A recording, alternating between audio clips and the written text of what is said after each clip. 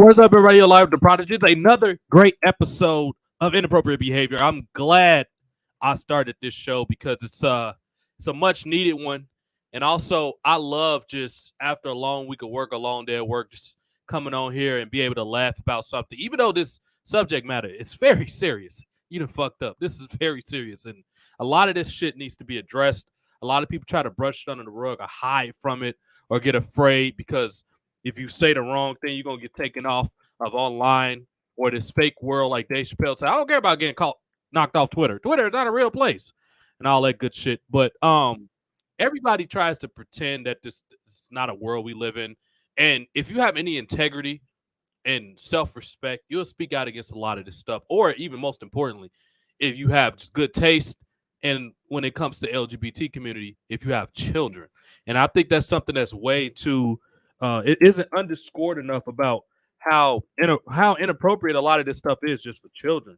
Like some of the things that get online and that get on TV, that get on the airwaves. Like we're reducing the age of maturity with children. And Jason should be joining us in just a second.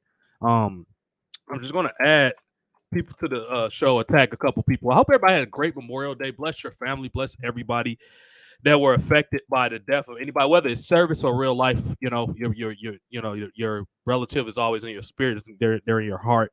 They haven't disappeared any place. So always keep that in mind. They're right in your heart. You can always access them by just praying or meditating or any of these things. Going to that grave and visiting them. I'm sorry, like I said, just one second, because usually somebody's on here helping me do this, so I have to tag all the appropriate people in this video. Let's see who we got. Boom. Only Mac Diesel. Who else? High Pot Thesis. That's my friend's name. His name is High Pot Thesis. That's absolutely fucking hilarious. I love people with names like High Pot Thesis. Like I like in general when people don't take themselves like fucking overly seriously about anything. And he's one of those guys that don't take himself overly seriously because High Pot Thesis is definitely a cool last name. Who am I forgetting? Matt Gordon, OSJ. Who am I forgetting? Victor. Let's put Victor on here. Did I put Mac D's on there? Yes, I did. Old School Josh. Who am I forgetting? I don't think I'm forgetting too much of anybody. So let's get started. If I did forget you, I'm sorry. Oh, what's my only D Will? My homie D Will. Where's D Will? And Bubba D Will. So yeah, we're gonna get to it in just a second. Bubba. Wow, Billy Bob Ambrose. How the hell did I forget? That's another funny ass name, Billy Bob Ambrose. He's got a gimmick and everything with it. It's pretty hilarious. Matt, is his name Matt? Matt Bubba something? Bubba Matt. Bubba Matt! Ooh, what up, brother? And we're gonna get into WWE's awful pay-per-view as well. It was absolute clown shit. And here go Jason right here. Did I coming in? I thought I was going to have to ban him, y'all. Like these people need to be banned that we're going to talk about today. Well, he came on here look like a fool. He got the he claimed to be sick. I got the slap for sensation to wake him up.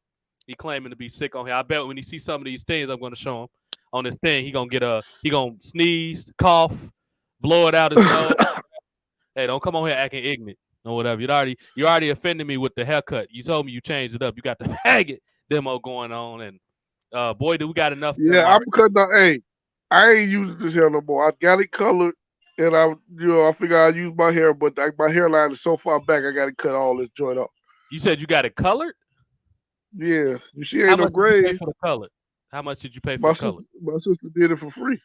No, I thought you go $40. Did you ain't had that dude from Baby do it? We got Ease Jaw in the house, y'all. Welcome to the building. Jason, can we get some air horns, man? Okay, it's not as bad. I thought his throat was gonna be dry, but we got him on here.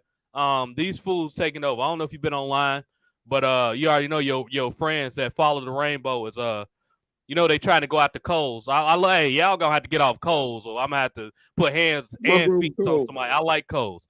I'm about to put it up right now and read it for you. So I put up in LGBT news. Oh, well, before we get to Coles, they trying to tell these folks in Uganda Joe Biden within hold on. First of all, let me show you Joe Biden. I got him on the thumbnail. I know you know who he is, but let me show you why he need to keep his mouth shut. Do you see what he's doing on that top right of that corner on that thumbnail? Yeah, he kissing all the ladies on their forehead. Them two people at the bottom is not ladies. Them little girls. I know you. That's why you kissed them on the forehead. Let them know they love. Nah, he be creeping up. One of the girls he whispered to, make sure you don't have sex until you turn 30. Why would you even say that to a kid? Like, and he didn't say it in a "I'm your big father" type way. And then one time it was reported he walked up behind a girl and sniffed her hair and said, "You got me rock hard right now." The girl couldn't have been no more than like 16. I think I heard she was 14. So they got old man here. And they be talking about Trump. And you could say a lot bad about Trump.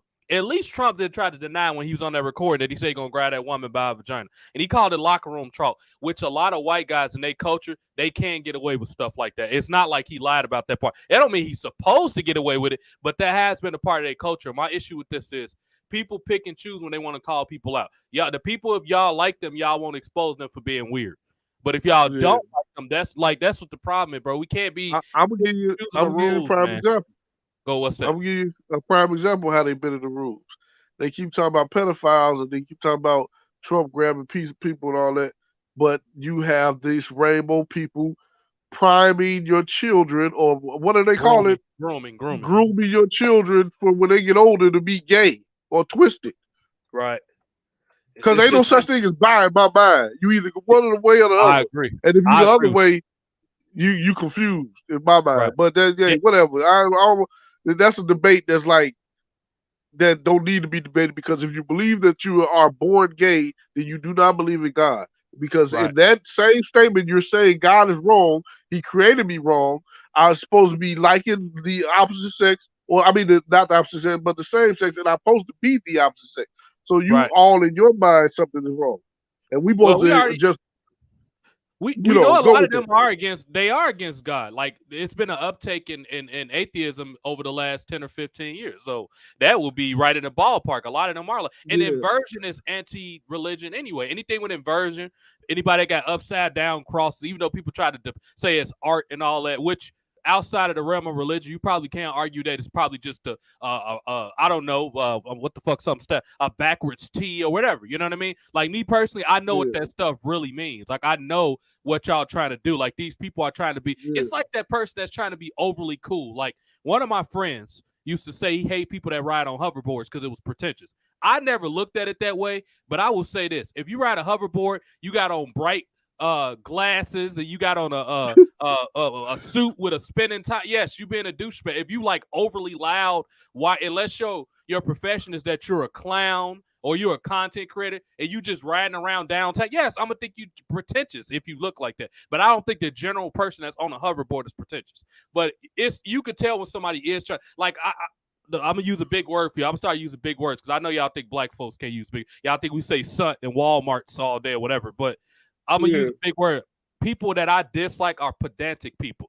And for people that don't know what pedantic means, but a truck driver, for people that don't know what pedantic means, a person that overly corrects insignificant or small details. I can't stand people that's like that. So to me, that's kind of annoying. What's that, player? I'm about to say, you using spelling bee words. Stop it. I'm pretty sure. I don't know enough. Hey, I can win some.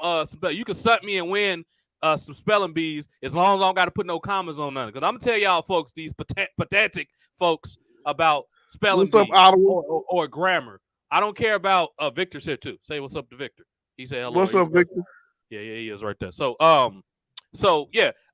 As long as I don't have to put no commas and semicolons, only place I want to see a comma is on my paycheck. I don't care about no comma nowhere else. I'm just talking about this a run-on. Well, you better, I don't know, turn the treadmill off because I'm going to keep using these run-ons. But to get back to these Follow the Rainbow, I didn't come to play with fruit. Yeah, these people are completely out of their mind. We're in a world of inversion where everything that's ass backwards, people try to make normal. Negro, you better get some coffee. We just got on here. We got a ways to go. You thought I was sleeping, brother. You thought I was sleeping. Okay.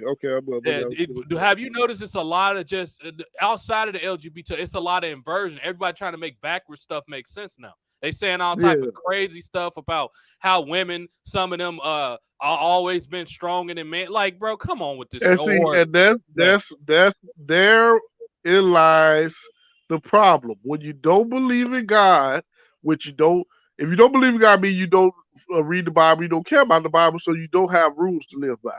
Now, Right. what does that do? That opens up a whole flood of things you can do because you don't have rules and regulations against none of it because it's all open to interpretation. If everything in life is open to interpretation, I should be able to walk in your house without you shooting me, talking about he broke about, I ain't break your house. I came here just to watch TV. I was about to leave. It's all interpretation. You see what I'm saying? Rules are no longer valid. You hear what I'm saying? Yeah. How we got the nerve to be human beings with rules, but we don't have rules that we have to live by on a major scale. Not I'm talking about just crime. I'm just talking about being a decent person and doing the right thing. Right.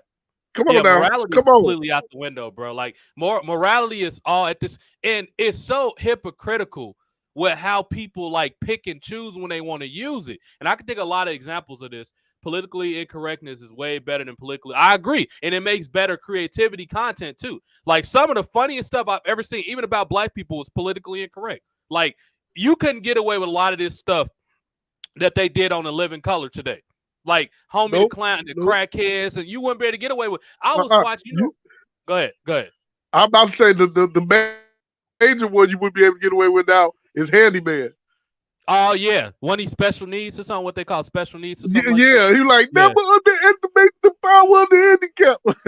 And what they realize is when you say to take on what he just said about Handyman, which that was absolutely, and that was spot on the interpretation or the impersonation. I want to give you another insight on Handyman.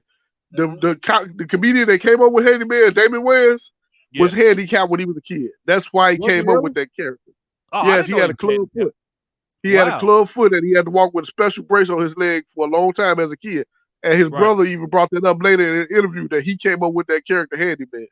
Right. And it's funny because it's almost like you just read my brain, because I'm going to take what you just said and take it a step further. What people don't understand is when you say people can't make fun of handicapped people, you excluding them creativity, right? You're basically saying that they can't be in a comedy movie and make most comedy. Observational comedy is the comic making fun of themselves. So you're stripping the handicap or special needs person the ability from having a job. How you know they don't mind doing that? You assuming all special needs people think some of them. I'll tell you one right now that works at my job. The place that I work for, that I'm a public safety officer for, they hire special needs people. All them special needs. One of them, his name is David. He's highly on the spectrum. He the people that collect the carts and do the janitorial work and all that. They hire those type of people. Yeah. And he has the best sense of humor I've ever been around with a special needs person. A, he know he's special needs. B, he's quick on his feet. So if you try to be slick to him, he got a joke ready right then and there. Like somebody said something to him once and they thought he didn't hear him. And he pays attention to details very good. And he was like, your mama, and kept walking. He heard them and flipped right back. That's how sharp he is. And he's actually one of my best friends at that job too. I'm actually grown very close to him at that job. He's a good guy. But when you do that, you're denying them the ability to be artists. When you do that, you can't assume all of them are offended by that. Go ahead. What you about to say? No, I just wanted to add. I hate to keep cutting in the middle of what you said, but I don't want you to keep going to your point to where you go past what because I only want to throw this in because it got something to do with what you're talking about right now. It's two comedians that actually do stand up that are handicapped and they make fun of themselves on the stage. Who's are those two people? You know who they are? I don't know their actual names. I know one of them is I don't want to say he's fully retarded. He's probably slightly retarded. I'm not sure what's the diagnosis on him. And then the other one is got cerebral palsy or something like that. But they're both handicapped and they make fun of it on the stage. They funny comedians because they can talk about other subjects and be funny. But they both make fun of themselves too. Right. So we have to stop assuming that all of these people are offended. No, you're just trying to pretend like you're offended by it. How about you ask them their opinion?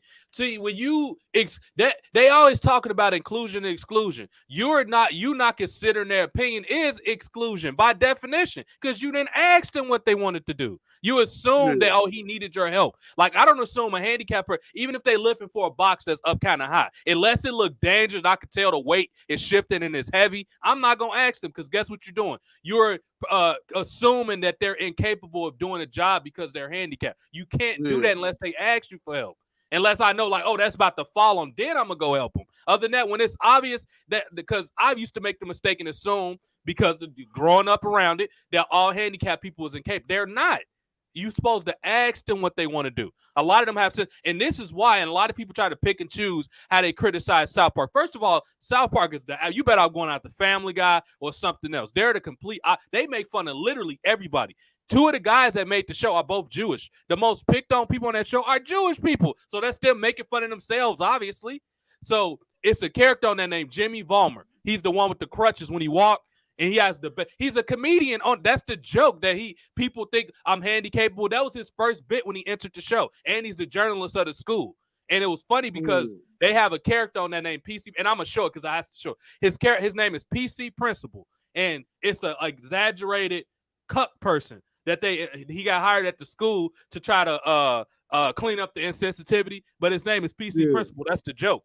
And he was saying he got one of the school papers. And he was saying, which one of you assholes excluded handicapped people? I'm gonna break their effing legs. And the bit was it cut to Jimmy, and he was the editor-in-chief of the newspaper, and he was looking stupid. It was like an aha moment. He didn't know that it was him. So that was right there. That was them making fun of people's outrage without doing research. That's what the joke was about. But people try to pretend like they offended or they don't want to laugh or whatever. Man, eat one. But this politically incorrect has killed TV. Oh, and speaking of Damon, I'm glad you brought up Damon Wayans. I didn't even know, and maybe you probably seen this because I only seen Beverly Hills Cop one time all the way through, and I'm rewatching it now.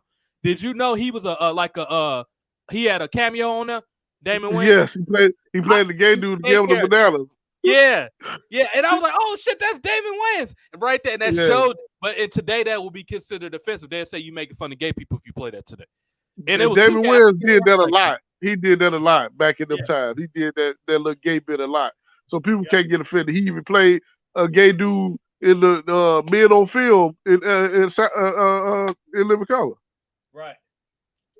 So before I play this PC Principal video, actually let me bring it up. PC Principal. But Damon Wayans also had a cameo in Hollywood Shuffle. I don't know if you see that movie. Yeah. Did we watch that on the Drake World once? Yeah. I wouldn't say we watched that. That was the first video. I don't know. Of which, people, by popular demand, and this is something me and Jason have discussed.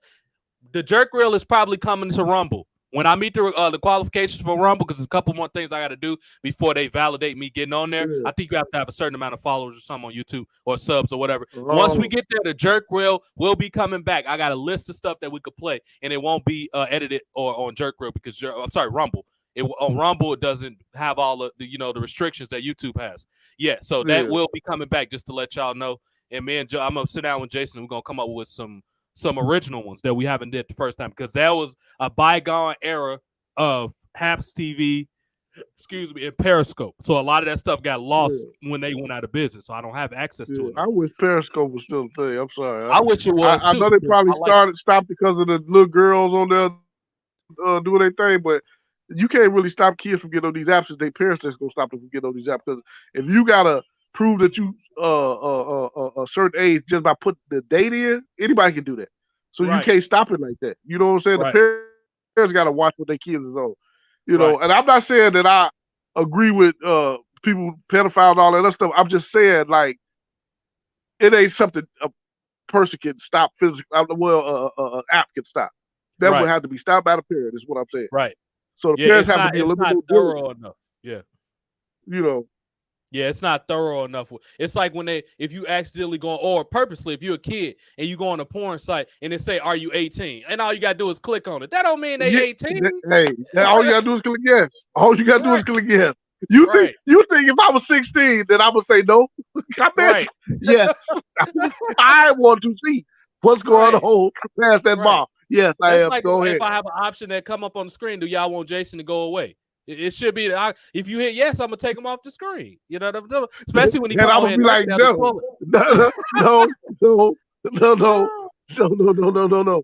Or do Brian like sweet cream butter? The only person that's gonna say yes is Jason. And I was in the grocery store. And Brian, because he's gonna be over there sweet creaming with the sketches on. I was in the grocery store and I stumbled on it by accident. It was on the floor and I was dying. My chest was hurt. You know how you laugh so hard your chest hurt? It said unrefined sweet cream. I was dying. I was like, of all stuff I could have found on the floor, and I meant to tell you this was last week. Of all shit that could have been on the floor, it was because I thought you made that shit up. I'm like, sweet cream butter is actually a thing. And it was on the floor and I walked past it. That's the inside joke. We need to get Brian on here so he can defend himself because we've been bombing on him a lot lately and he ain't been on here. Hey, all he got to do is slide through with the sketches on. All he got to do is slide through with the sketches. He right on there. He gonna come in. I go, here's my mind is telling me no. Because Jason always got these R. Kelly songs for my brain, so that's what Brian gonna slide into. He gonna have a silky Diddy and May shirt with the rolly shoes when he come in. I was like, who is that? Credit for that's. I thought that was you. I thought you did something to your screen to make your face split. That showed you how much your kids actually look like you. I thought you did like a weird screen. I thought you were doing an inversion like the faggots or something like that. But this is current LGBT news. So they over here trying to tell these folks in Africa what to do. Biden talking about call for immediate repeal of Uganda's anti-gay. How you gonna tell these people what to do and we can't repeal what we got going on here? Like we trying to go over here and liberate other countries, and black people still got problems. We still over here talking about, oh, George Floyd died over fentanyl. Like, nah, it wasn't because the cop was kneeling on his neck for 10. Even if he was high, high of something, that don't give you the right to be on nobody's neck. I would have been high too if I lived in that racist ass city. I would have been high every day. I don't even do drugs, and I would have been high every day. Ottawa says I love. Hey, and I bet, Ottawa, I bet when you were 16, you hit that yes, I'm 18, but I bet you. Hey, when you were 16, hey, put your finger in the screen like you pressing the button, Jason. People are visual. Put your finger in the screen like, yep, that's what he did. Yep, that's what Brian do with the sweet cream. He was like, yep, that was right there. He pointed to the sweet cream. And JoJo like, nah, like, are you 18? Older to buy the sweet cream? Yes. Remember that? What was that? Are you 18? When they used to play those little smut commercials late at night with the wasn't it something called Are You 18? What was them things that they do? I forgot, but they made you. They was gonna make you pay with a credit card once you called. It was 1-800 or 1-900 or something. Yeah. I'm 21 years old. Are you only 21, Ottawa? Wow. Okay. And I'm guessing you live in Canada. Ottawa just did this a few years ago. Then he know what I'm talking about.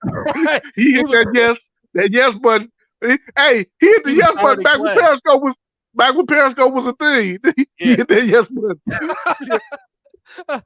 Yeah. Now you do it. You don't want to do it now because it could be like a tranny or something that might pop up. Now you never know who it is. But yeah, stop trying to tell these people, bro. People in Africa not with this stuff. A lot of Africans are Christians, bro. They not with this shit, and some of them are Muslims.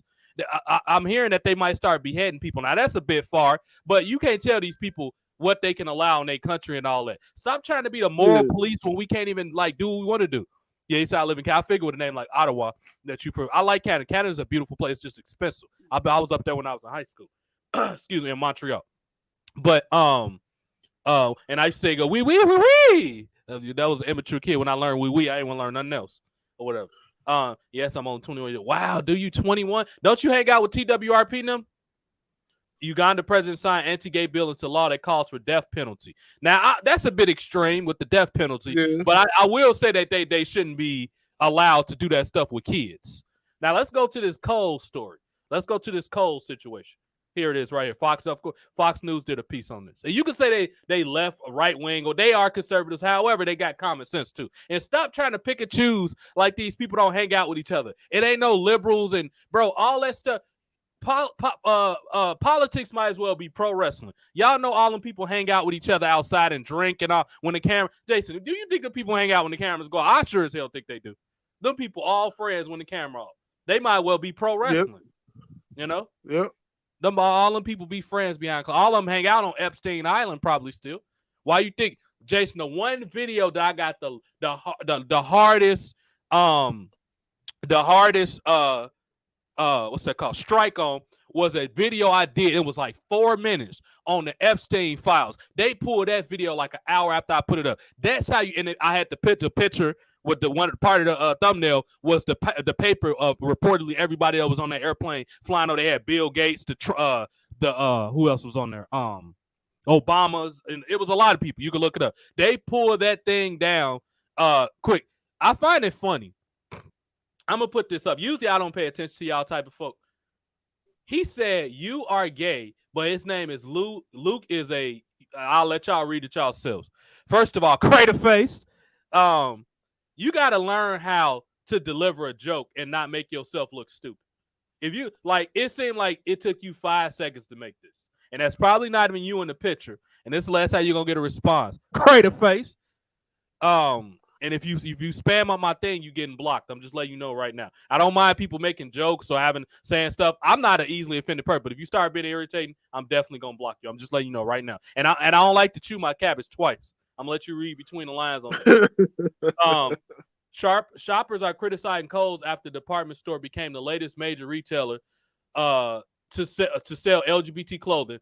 And I'm gonna jump back to the reading part. Jason, I just want you to see this actually is what they were trying to say. Now, it's one thing to have a flag. I understand they trying to monetize Pride Month. I don't mind the stuff on the right. Do you see what type of clothes this is right here? Yeah. This is made for infants, 3-4 month-old kids. Why would this stuff be on there for kids? And I like how they can't have kids, person. So they trying to put it. They can't have kids. So they trying to push it on our kids. Well, but it's legal for them to adopt kids. What you got to put? I mean, if you want your kid to wear it, yeah. Then make your own separate clothes at home. Don't make them for everybody else's kids. Everybody don't want their kids wear that. Right. Now we got another funny. They want the freedom of speech to work for them, but not for everybody else. Right. They want freedom of everything to work for them, but not for everybody else. What you mean? You don't want your child wearing this? I don't want my kid wearing this. It's my kid to bring up. Right. The way I want my child to be brought up. And they try to make it seem like if you let your kid, I'm gonna give you an example. My daughter got a friend, and he called her because his mama allowed him to have an iPhone. So I let him call on the phone, the FaceTime or whatever. Yeah. I said, it's bedtime for them. He was like, it's bedtime. I'm like, what time y'all go to bed? 10. I said, well, they go to bed at 9. I was like, so. With different, I brought that up not to talk about the parenting. I brought that up to show with different parents, there's different ways that they bring up their children.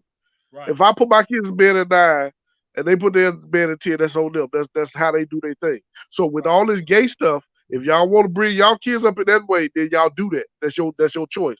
Don't put that on nobody else. Just like you want us to accept your choice to lay with whoever you want to.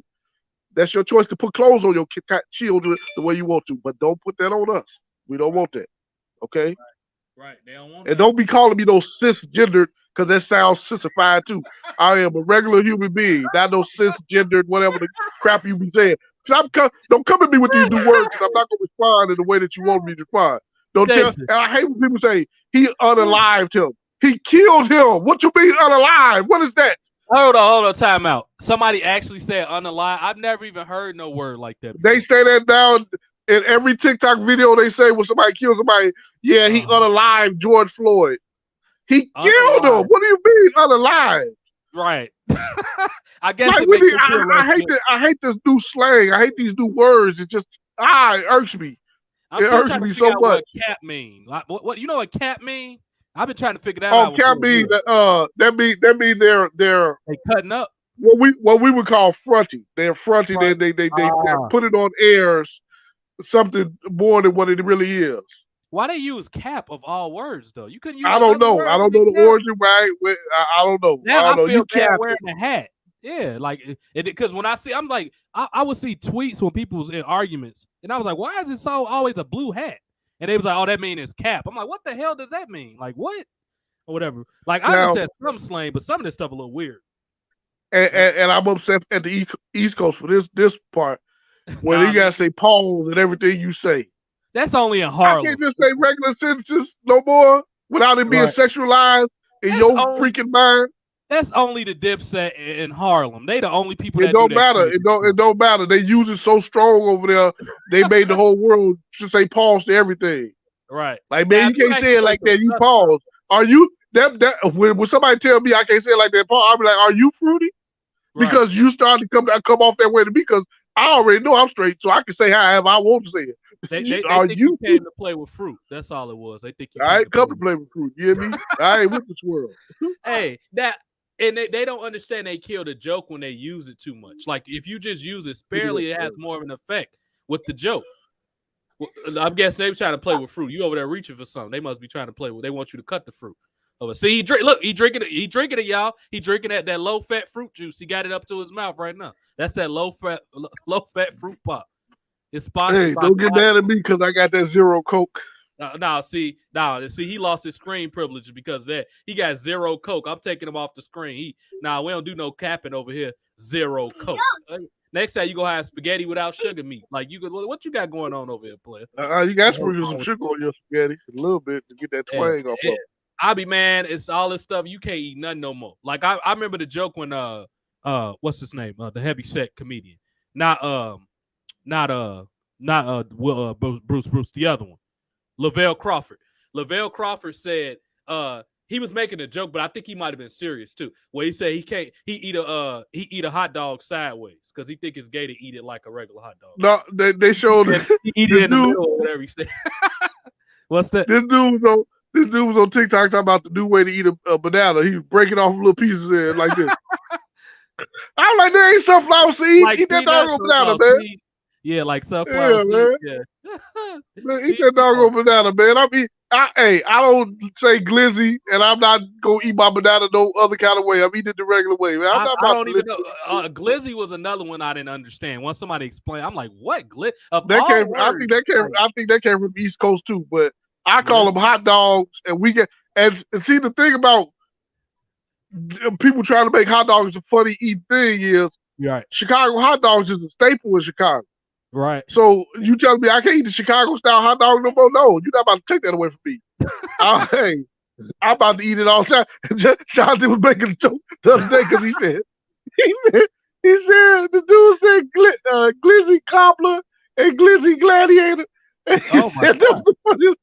That Gobbler is funny. Gladiator is a bit much, but but he was trying to say the most extreme stuff that he could to make his friend feel guilty about eating a hot dog. I said, well, I can tell you y'all go out and make a video on me because I'm about to eat. I was about to say the same thing because if I pass a Joey Red Hot, I might get me. I had a chili dog yesterday. If I pass a Joey Red Hot, that shit is good. And they actually cook my fries the way I wanted to, and they season them. I got to go there again.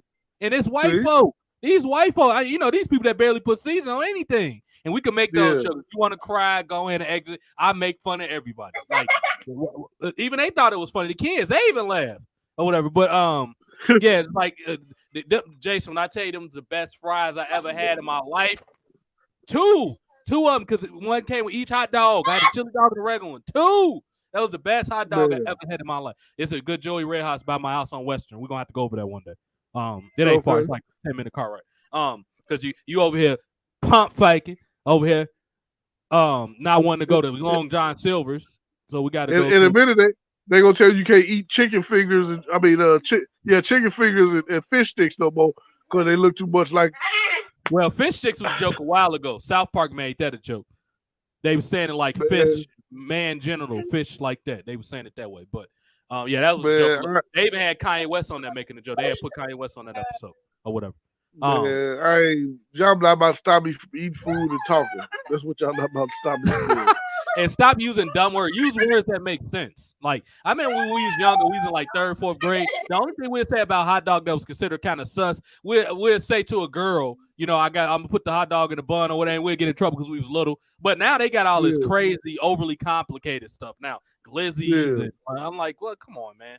It's a hot dog. It tastes pretty darn good too. You know what I mean? And you ain't gonna I'm trying to think that all these little young dudes is gay. They probably are.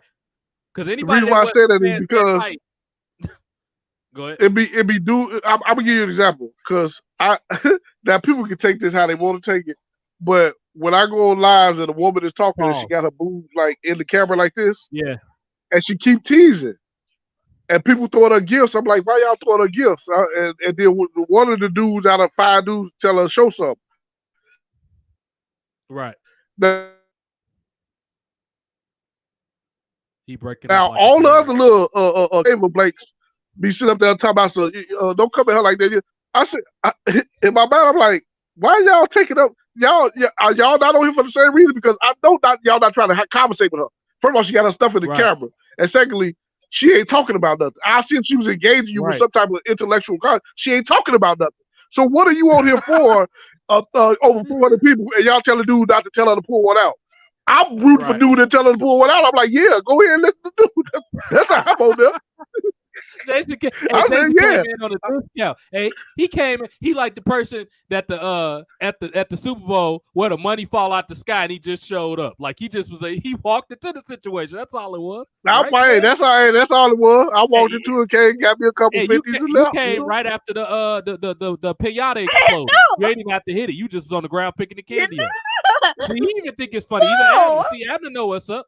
Yeah, Abner gonna have to come in and do some. Hey, you and him need to do a joke show one day. I swear that'll be some of the fun. You just doing random stuff and he just dying laughing. Like that'll be some good TikTok material for you. Like you putting on a goofy hat or something. Abner got go sit over there for a second. Abner got a sense of humor. Where he laughs at stuff that he's not supposed to be laughing at. He got like an inappropriate. Yeah, I got the same sense of humor, but it's just funny because Abner has autism, and you would think that he would do stuff like that. Right, and he tried to comprehend it. Yeah. Yeah, but he tried to hold the laugh in because he know not supposed to laugh at it, but he can't. Like he'll try to turn and he'll start busting like somebody fall or somebody choking to death. He's still been laughing in the corner. I'm like, Abner, you gotta help him out first. See, that's because he's been around his ignorant father so long. You having him around them life alert commercials. Help! I fall. You had him around them commercials. You was playing it probably when he was in the womb. You groomed him up. I would imagine that it'd be hard for you to be your child and not be funny. Like that's just how you are. Now Felicity's got her own little bit of but also she's a female. So females not gonna be the same way boys are. But I know. Oh my God, the cucks gonna have they gonna have a field day with that. What do you mean the girls are gonna be the same? What y'all have to understand is the modern school system is designed for girls to be successful. Do you think it's ironic that more women, especially outside of white people, do better in school than men do? Because the school system is catered for women to be successful. How does the day structure? You got to sit there all day. Boys are going through puberty. You think they about to sit in the desk for 7 hours while the sun is out? You got to be crazy. Girls can sit there because girls have estrogen, which makes them more tired, which is why they sleep during their menstrual cycle. Yes, my grandparents taught me this stuff, and I went to school for science, so I know it anyway. But it's two different type of things. Testosterone gives you energy. Why do you think fighters and athletes take testosterone? Not only does it make you stronger, it gives you energy. That's why they take it. So y'all got to stop acting slow. You ain't saying nothing slick to a can of oil. Yeah, I got all the expressions today because these people got us clicked up. You know what I'm talking about, Jason? I don't know what these people, who they think they talking to. You've been on this planet, the amount of years you have, I ain't going to expose your age. Me and Jason cumulative are about 70 years worth of living experience. And these 16-year-old kids try to think they know more about culture than us. Stop it. Stop it. Then you add JoJo up in there. And they're not even grown. Right. You're not even grown yet. You're not even grown at 21. Like a lot of them be thinking they grown. Like you just old enough to drink beer. You're not grown then. You're not grown. To drink beer. Yeah, pretty much. You know what I mean? Yeah, you can join Omari. Omari, you get to officially speak Jason too, Omari. Meet Jason. This the original Jason, not old school. You and old school Jason have to have a conversation about how I thought that was you. Because I told him that, and he was dying laughing. Y'all have very similar sense of humor. And this shows you that Hispanics and black people have very similar outlooks on life. Even the ones that try to act, and OSJ, an Americanized Mexican. He speaks Spanish, but I think he was born in Texas. So he's Americanized. Oh. But they have I swear to God, he's just a Mexican you, Jason. It's so many similarities.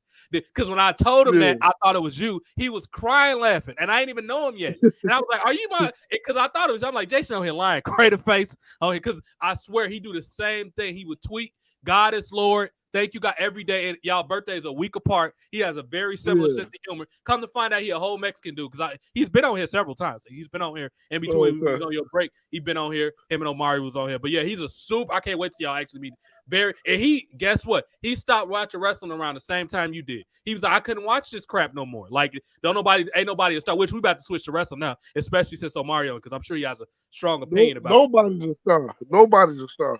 Nope. And they trying to convince us that Seth Rollins is a star. Numbers say otherwise. He got outdrawn by Jinder Mahal. That is a fact.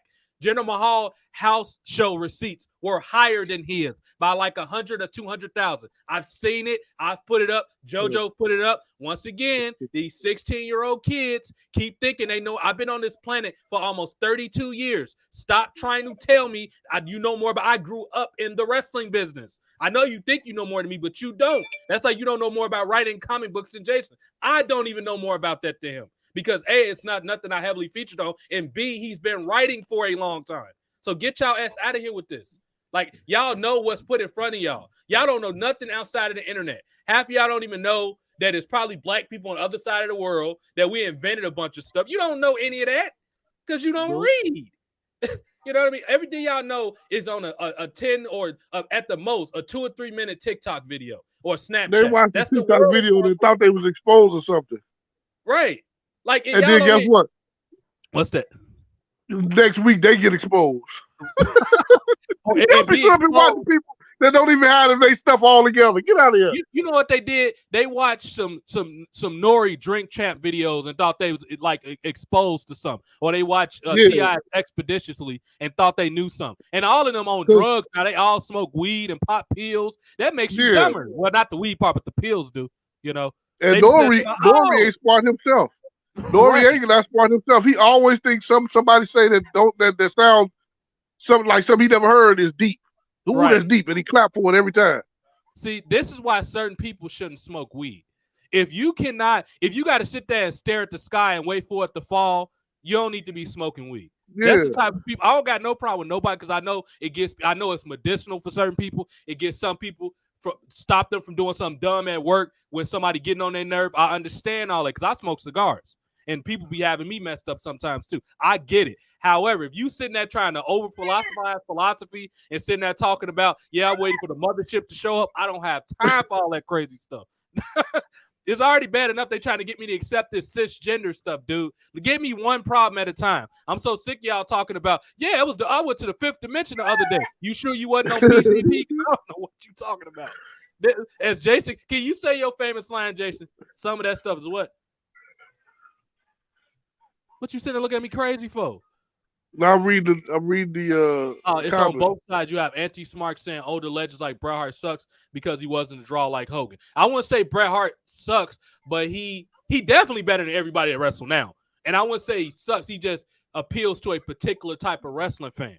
But anybody that think any of these so-called work rate people is better than Bret Hart need to stop doing that PCP that the 14-4 people are doing. Y'all sound crazy. It is funny because a lot of these, like the problem with the age of information, and I love a lot about the age of information. I like that I can fact check things. I like that if I'm bored in school, I can just get on my phone and still be productive and not listening to whatever person is up there talking that's boring me to death. However, too much information is no information. It's counterproductive. It's too much. Everybody's sitting there beaming up and sitting there talking about all this crazy stuff, talking about what's the meaning of meaning. I don't got time for all this crazy stuff. You're going to find out what the meaning is when you go visit God. We're not going to the 13th floor. These people crazy. Sitting there, and we live in an era with the SJWs and the crazy reptilian people. Like, I only can deal with stuff. This is why we need to start making fun of this stuff. Like, I got so many, and I don't even care if I get flagged. I want to start making something fun because that's what sketch comedy effectively does. That's what South Park did. That's what SNL used to do when they were good, and that's what In Living Color did. They make fun of this, and Key and Peele. They make fun of this crazy stuff. This is the only way you can rationalize any of this stuff. You have to make fun of it, or you're going to be depressed dealing with this crap all the time. They should have never made X-Files and shows like that. Because you got these crazy people that don't take it as sci-fi fantasy. Right. They be like, oh, that's real, man. They had me out there in New Mexico probing me. Okay. Go back out there. Go back out there and see if they go ahead and do it again to you. You stupid. I don't know who worse. I don't know who worse. The people that Jason talking about or the people that think they can discover Tupac's killer, because I'm sick of both of them. Every podcast, every hip-hop podcast talking about the actual people, you know what you think really happened to Tupac. That man was a legend. He made great albums. Can he rest in peace now? I'm so tired of these people constantly producing books and talking about, oh, I know. No, you don't. The only people that know is God and the people that was there. Stop talking. They was at a light with very few people there, and it was shots rang. That's all we know. Stop sitting here talking about I know. No, you don't. And don't get me wrong, some of that stuff I get into deep learning, and I want to know if the government lying to us. But some of this stuff is crazy, y'all going into. I'm so sick of all this. Oh, we can go into all these different dimensions and meta. Like, I don't care about none of that. Unless I go to that dimension to get some donuts, I don't care. I don't care about none of that stuff. Yeah. Yeah. Try These not to people. Go ahead. Oh, go ahead. No, I want you to read what he just said. Okay. He said these anti-smarts, like I ain't gonna name drop because I don't really have a problem with dude. Who are in their 20s listen to guys like TWRP and the smart buckters and focus too much on ratings and drawing ability when there's much more. Well, I wouldn't say no, ratings do matter, Victor. Ratings matter. Ratings definitely matter. Even though people be saying, oh, it's cord cutting and less people are watching cable. That is true. However, it's a service called Samba where you can check if people are watching on streaming devices too. It's something I figure out. Stop thinking I don't do my research, y'all. I am a very well-read person. So is Jason. I'm going to double check this stuff, mainly so I can make y'all look stupid, because I know y'all think black people are dumb. It is a vast percentage of this world that think black people only play sports. I know y'all think that, which is quite ironic because education comes from Africa if you really study. Damn near everything at one point came from Africa. So y'all, why do y'all think, and I'll give you a more modern example because that was a long-ass time ago. Everybody always say, and we're going to get back to the wrestling thing, people always say that everybody was enslaved. Why black people keep complaining about it? You're right. Everybody was enslaved. But it's a couple things that made black people's slavery unique to everybody else. One, black people's slavery was perpetual. Two, black people's slavery was purely irrational, hate-driven. It is no rational reason why they did anything that they did. And thirdly, and most importantly, we're the only people that got enslaved. Well, you can die if you tried to read or learn. Nobody else had that. So stop saying this crazy stuff. And I'm saying all that to say this. If black people are as dumb as a lot of y'all think we are, the minute they lifted the law of illiteracy on black people, the illiteracy rate dropped 50% in the first 2 years. Do that sound like dumb people to you? See, this is why, if y'all want to go to the real 13th and 14th floor, and we want to have a real conversation, how about y'all start using actual critical thinking skills? If black people as bad as we say we are, and everybody say, oh, y'all got enslaved because y'all didn't contribute anything to human civilization, which sounds ridiculous, because when you do the real research, we discovered almost everything. It's just y'all edit the books and lie, and it's coming from y'all perspective. That's what the problem is. If we're going to talk some 13th floor, I can get that with you, but I'm talking from a practical standpoint like I'm doing right now. Stop talking like I'm dumb. I just pick and choose to talk about comedy and entertainment. We can have some real talk if y'all really want to talk, but y'all don't really want to talk about that. Y'all want to edit and change stuff, and I give you one to everybody like sports. How is the biggest athlete ever in every measurable way, and most importantly, when it comes to now athletes can own their stuff because he said, and Chris Webber was another. He's the reason college athletes could get paid for them, the people using their numbers and all that. Chris Webber and other people, he was the first person to put his career on the line for that. And secondly, and most importantly, Michael Jordan. How do y'all justify it not being black owners when Michael Jordan is the reason that all athletes of all colors get money off their merchandise? Yeah, y'all don't want to talk about the real stuff, do y'all? Keep thinking we dumb and all this stuff, and I can talk all day. I got an education too. Y'all think y'all got these PhDs? None of that mean nothing. All y'all can do is debate theory. You don't have no practical application for any of that stuff. Y'all got degrees and don't even know what the temperature in the room is. Get up out of here with that crap. You don't have no practical skills, and you got a PhD. Pow, high and deep. That's what your PhD stands for. Stop playing with me, man. Crater face. Even Jason got quiet. They're the intellectual Hulk Hogan. Yeah, you the conscious Hulk Hogan. Remember Umar? Why was that not a Boondock sketch? Why was that not that would have been a hilarious Boondock sketch, because he was on that. Umar, man, stop doing coke and stealing money from people and sleeping with strippers. These anti-smarts, we already read that part. Ratings do matter, but there are more wrestlers like Goldberg. Well, Goldberg's a draw, so you kind of, you speak to the choir here, and anybody that don't think Joe Goldberg is a draw is not being honest. Ratings do matter, but there's more to wrestling. Goldberg drew better than HBK, but HBK was better overall star. I wouldn't say he was a better overall star. He was a good wrestler. When people say Shawn Michaels was a good star, they mean wrestling in the ring. And he had a bit of a personality. He just wasn't like The Rock. He played that prima donna character really good. That's what Shawn Michaels was really good at. He was actually a better heel than he is a baby, because he's a dick like that for real. Like when he try to change matches, it's just people don't talk about it because he's in control now. He get to control and edit what comes out. But he was like that too. He wasn't as bad as Hogan, but Shawn Michaels used to change matches too. If he didn't like it, he'd change the match. He told Bret Hart, which is what ultimately got his ass whipped by Bret Hart, and he deserved to get it whooped too. He told Bret Hart, I'm glad you dropped in the title because it was the other way around. I wouldn't do that to you. When I tell y'all, first of all, Jason is the most peaceful person ever. But if you tell him some crazy stuff like that, he gonna put hands and feet on you. Is it safe to say, Jason, if somebody tried to put you hands and feet, they do drop kicks, I'm up in the air with them. Hands and feet. Yeah. HBK was better than Goldberg in the ring only. He didn't have the it factor like Goldberg. He didn't have the look. He didn't have. No, he talking about charisma and mic skills though. I don't know about that. Now, see, I never thought Shawn Michaels was a good talker. A lot of people say he was. Shawn Michaels was a passable talker. He wasn't up there with like people like Savage and Piper and The Rock and Austin and Hogan.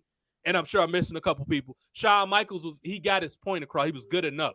But Goldberg, a lot of people don't understand about Goldberg didn't have to say a lot. That wasn't his character. He would say, you're next. And the NWO tried to bury him and say, all you said is you're next.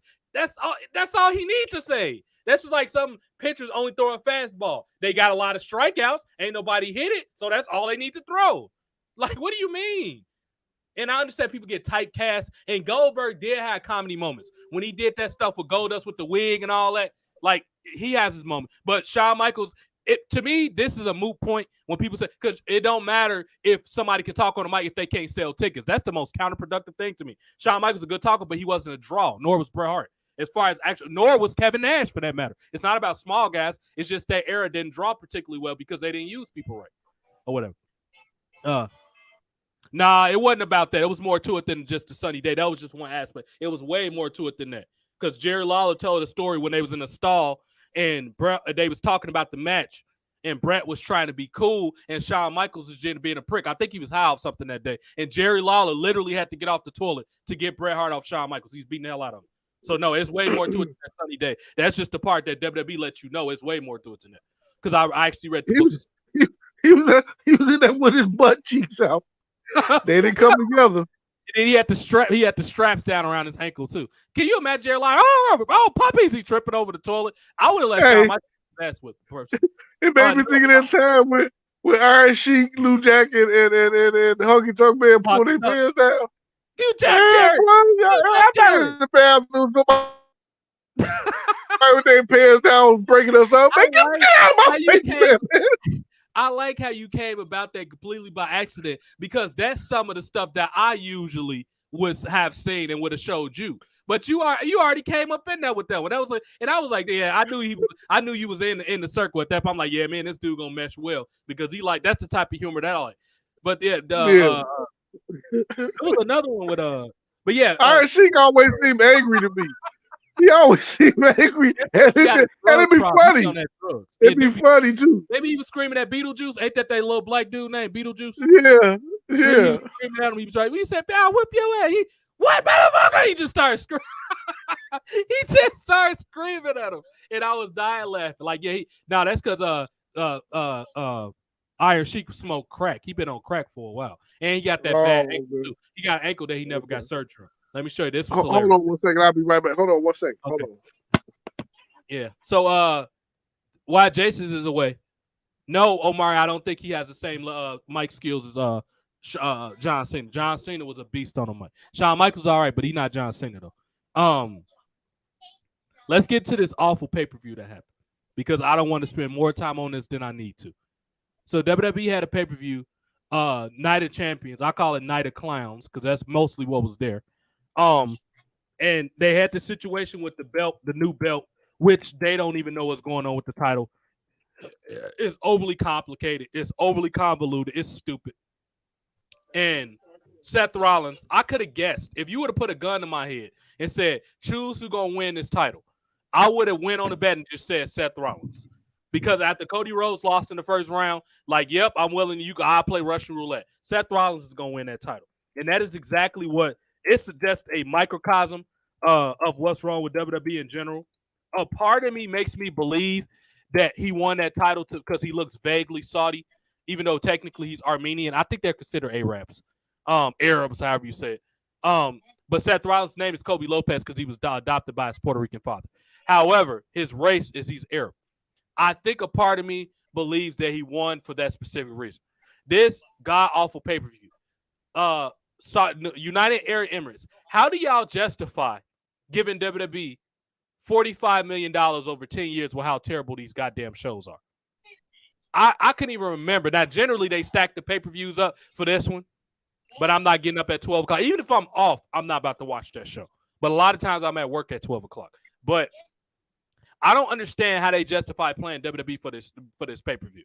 So this is they got 5, and oh my God, I feel bad for them. They got 5 more years on this deal. They're gonna get shafted by WWE for 5 more years. United Arab Emirates, y'all are losing. Thank God WWE is in business with another Arab company called Endeavor, who's basically the owners of WWE at this point. All we're waiting on is the official paperwork, which is imminent. It's coming within the next 2 months. So we had this pay-per-view was god awful. Even with Brock Lesnar on the card, I had no interest in this match. Brock Lesnar defeated Cody by technical submission. I'm guessing he held it on him. Cody didn't tap. They did the whole Austin thing. Whenever you have Mustafa Ali in a title match, and his only reason for getting the title match was we was trying to make a Saudi happy, even though he's like from Illinois. He's a Palestinian from Illinois. He's from my state. He's not even from that country. But the fact that they tried to give some Middle Eastern representation to justify him being in this title. First of all, any kind of title, you might as well throw out burn on fire. It doesn't mean anything, one.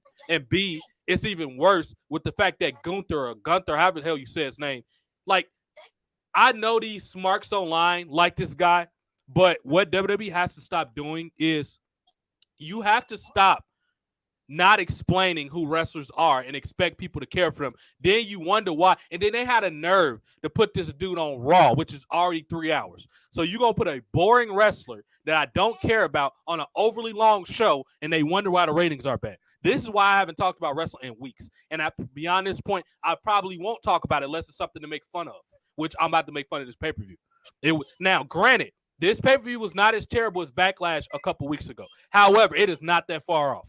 I don't even care that Trish Stratus was on this pay-per-view because Trish Stratus in today's time can't get over because a lot of Trish Stratus' shtick was she was a hot blonde lady. They're not going to let her do anything. She's not going to wear revealing clothes. Jason, you look froze. They're not going to let her do any of that stuff.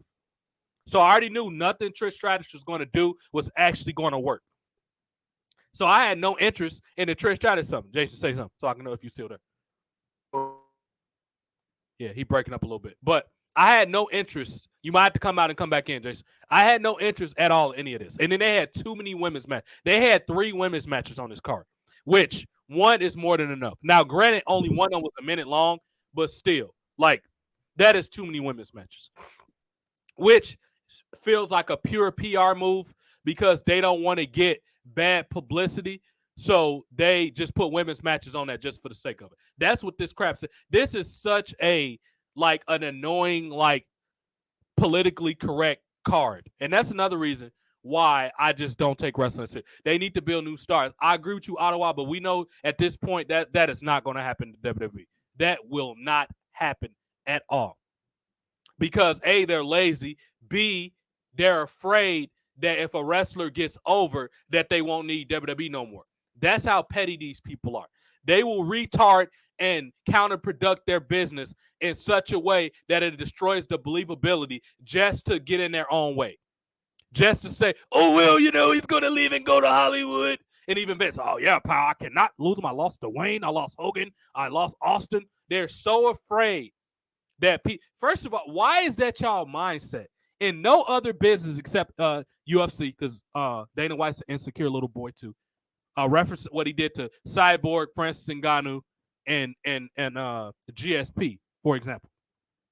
The issue is these WWE people not only have insecurity problems, they don't like to be wrong, but they also know that this is all they're good at. So they have to cling and hold on to it because a movie industry doesn't do well. They made a little bit of money out of certain stuff, but that is not a really marketable, like, that's probably a tax write-off for WWE. At least UFC and MMA build new stars. That is true. Even though some of them are boring and can't cut promos, they do try to build some new stars. I will give you that. Like, I'm rooting for Kevin Holland. I'm rooting for, hopefully, Derek Lewis can get off this loser streak because I like Derek Lewis. He's absolutely hilarious. But Kevin Holland will be the person I'm rooting the most for because I like him. And Kamzad Magomedov or whatever his name is. Everybody else is basically a Russian clone. And I'm not trying to be racist, but they kind of look. They're basically all Russian clones because they're cheap and easy to make, and they got to deal with Endeavor. They all Russian clones of Khabib. They all look like Khabib clones. All the Russian or Dagestanian, they all look like that. They basically Khabib clones. Just like WWE keeps trying to make a generic Hulk Hogan, but it's not going to happen. I'm guessing Jason's restarting his phone or something because he was breaking up. But yeah, let's get back to the shitty pay-per-view. Asuka actually beat Bianca Belair and ended her reign. Saudi Arabia is an interesting place. But, you know, Bianca had a hell of a run. I think at this point it might be time to turn her heel if you want to salvage her career at this point. There's Jason right there. Yeah, it might be time for her to salvage her career and turn her heel. That's the only thing I could see that you could do. Now that we brought Jason back in, Jason, can you believe that Seth? You know WWE introduced a new belt, right? I still ain't seen what it looked like. I'll show you right now. They had a tournament because Roman Reigns is going to be, I guess he's going to be off TV for a bit. Well, he was at the pay-per-view. So I honestly don't even know. I think he was supposed to be gone for a while. So they made it a new belt. This is Triple H logic. Then it was supposed to be only for one show. So why did you? What's that? What did you say, Jesse? You broke up. What'd you say? I didn't say nothing. I thought I heard you say why did they something, but let me show you how this belt look. No, I'm just saying why did they bring up the bloodline and they ended her business too fast. Like, they didn't even let them get a breathing room. Now you know darn well they not about to let WWE have too many black strong looking champions on TV. That's not gonna happen. And Jason's having all type of connection issues. I would put a little twist on it. Don't make it the swirl twist, please. What twist you would have put? No, I would have made Brock Lesnar join the Hurt business. Sure, why not? Him and Bobby Lashley, that's the new belt right there. Him and Bobby Lashley definitely can hurt. Ain't that just the WCW belt with the W in front of it? Pretty much. And and also with the AEW ruffles on it. That's what this belt looks almost identical to the AEW type. And a lot of people got mad when I said that, but if you look at the belts next to each other, it's a clear. But yeah, it's the big gold belt with the AEW belt mixed with the WWE logo on it. And that middle logo looked too tacky looking. It looks way too tacky. Yeah, it do. It is distracting. No. I like the goldness of the belt. I like it because it looks prestigious, but that W just takes away from it. Yeah, they was better off, like, first of all, just put the W on the side plates and had a globe in the middle of the belt. You should have just left it at that. Like, this looks way too, like, overthought. It looked like it took them a little bit of time to make it, but it's overthought at the same time. Like, it took them 5 minutes, but they was like, I'm missing something. Oh, put the W on there. That's all. It literally took them 5 minutes to make that belt. Like, it ain't no, like, care put into none of their product no more. Like, it's just everything. And by the way, Seth Rollins won that tournament in Saudi Arabia. He's the champion right now. So, like, WWE refuses to get away from this Shield. So I would just say this. If you're going to bring the Shield back, they have to work against the Bloodline. Oh, well, you can't do that because Roman Reigns is the Bloodline. If you're going to bring the Shield back, they need a new third member, and they need to go against the Roman Reigns group, and they need to go against the Hurt Business. I find it quite contradictory and ironic that y'all have a pay-per-view called Survivor Series, and y'all don't have enough teams to justify that pay-per-view. And then when they do have team matches, they throw them together at the last minute. They do it the month before the pay-per-view. Oh, yeah, we just going to make y'all think they all of a sudden got issues with each other. Yeah. That's like if Marvel, all of a sudden, they did this with Brie Larson. They bring in some character and they just destroy everybody. Now, with the Brie Larson thing, they had a little bit of build-up because I think 2 movies before they had a call to phone when Nick Fury dropped the phone or found it on the ground. But I get why some people wasn't satisfied with it. But it at least has something. In WWE's world, they expect you to care about these people just because they told you to. Even if it don't got no bill. I saw all the members of Judgment Day which is supposed to be the big heel faction on WWE Raw or whatever show they on at this point, they was all drinking lattes with each other at no exaggeration. They was at a cafe sitting at a table with each other, and they all heels. This is the stuff I be talking about with WWE. Jason, they was sipping, they was sitting there sipping on lattes, and they the top heels in the company. They should have been at a bar. Exactly. At least be at a bar and then do what the APA did. Record some stuff, have some actors where they actually beat people. Now I know it's hard for to take Finn Balor seriously. Anything. Oh, by the way, I was watching my friend's news show that they do. They much like us. They got a satire sense of humor. TWRP. That's who homie was talking about earlier. I was watching a podcast at work. Finn Balor was going against, I cannot think of who right now. I don't know. Cody Rhodes at a house show. And he was grinding his crotch in his face at the house show. This happened like this week. This is the type of stuff that they put on TV, Jason. Well, it wasn't on TV, but this is WWE's product. It was at a house show that it was on. A fan caught the footage on their phone. And these people are so perverted and weird. They thought that was okay. Go ahead with your question. What's the purpose of house shows? House shows supposed to be, which I don't know how they even exist today as a business world because WWE is stupid. But house shows have a couple purposes to them. The most important thing is they get the wrestlers prepared that's in new feuds with each other. They get feuds. They get the timing and stuff down so it can come off well on TV or on pay-per-view. That's the most important thing. The second thing is they test out feuds. Like sometimes they do, I wonder what happened if it's a heel versus heel or these characters go against each other that we usually wouldn't and see how the crowd react to it. That's one. That's something. And the last reason for it is for the individual people in the markets, they can make money off the smaller towns that they can't tape at. And the thing I like about house shows when they done right is it's more of an intimate experience for the fan. The wrestlers actually walk up to you because they're not pressured by TV cues. I met Natalya, Bobby Roode, Titus O'Neil, and Chad Gable and Heath Slater at a house show in Chicago at the United Center. When they came to the United Center for the first time in like 20 years, they all stopped and talked to us because when people started leaving towards the end of the show, we was able to move close. I was right by the ring. Natalia grabbed me and hugged me. Thank you for coming and all this and all that. But yeah, that's what I like about house shows.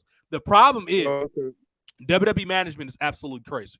And they think for you to have a house show to get people to come out their house, a lot of house shows are on weekdays. Sometimes they're on weekends, but some of them are on weekdays. To get people out their house at 7 or 8 o'clock at night after school or work, you have to have people like The Rock and Austin.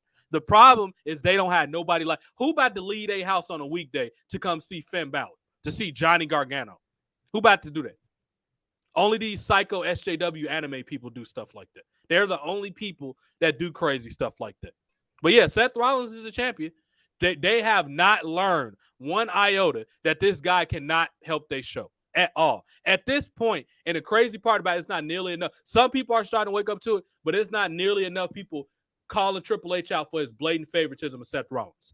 He was in the ring with him, Jason, after he won the belt, hugging him, holding his arm up. This is blatant favoritism. Just because that's Triple H's buddy. And don't nobody say nothing about it. Nobody. But they call it like this fool, Triple H. And this shows you right here that WWE needs an editor that just goes through lack of logic and continuity of their show. They need some hell. Hire me to do it. Hire Jason. Just get somebody to do it. Triple H a couple weeks ago when they tried to introduce this hideous new belt said, yeah, we're going to have a champion that can stay around like Roman Reigns who got to leave. Fast forward 4 weeks later, Seth Rollins is due to be in some DC movie. I forget what it's, some remake. He going to be in some DC movie. He has to leave to film that title. So they knew that and gave him the belt anyway. Triple H, you don't realize how dumb you sound when you say stuff like you didn't even bother to y'all had to know he was filming this movie because the studios usually give you a heads up. Hey, we want so-and-so for the movie. Can we get them? They probably asked y'all 2 or 3 months ago. And you gave him the title anyway. For what reason? They gave this man a paper title reign just to keep padding his record up. WWE needs AI to replace. Basically, you might as well have AI can come up with better stuff than WWE doing at this point. Even though I don't like people losing their jobs and all this, but these writers at WWE got, I want them to lose their jobs. A, because the product is awful, and B, even if you are a good writer, you don't have balls to tell WWE that what they're talking about is terrible. So I want you gone. Back in the day when Rock and Austin them, they want to do something, guess what they said? They said, I'm not doing it, and dealt with the consequences. Some people say, oh, they prima donnas, or a star knows that they are a star. I'm not saying be unreasonable. Don't be sitting there making these unreasonable, being douchebags to the production people. I'm not saying do that. However, when it's going to be something that's going to compromise your character or make you look stupid, you need to speak up. Just like Jason, for example. If Jason making his content, and let's say Paramount or somebody, or even YouTube, let's go on a lesser scale. Let's go with YouTube. Okay, we're going to give you a deal to distribute your comic book on our thing, but we want this character to be transgender. You think Jason going to say yeah to that? Maybe if he had too many mimosas or something like that, he probably would. Jason? I think he's freezing up a little bit. But I can hear you now, though. Yeah. That's like they tried to put a transgender character on your show, Jason. He just shaking his head. No, you pixelated, so y'all can't see.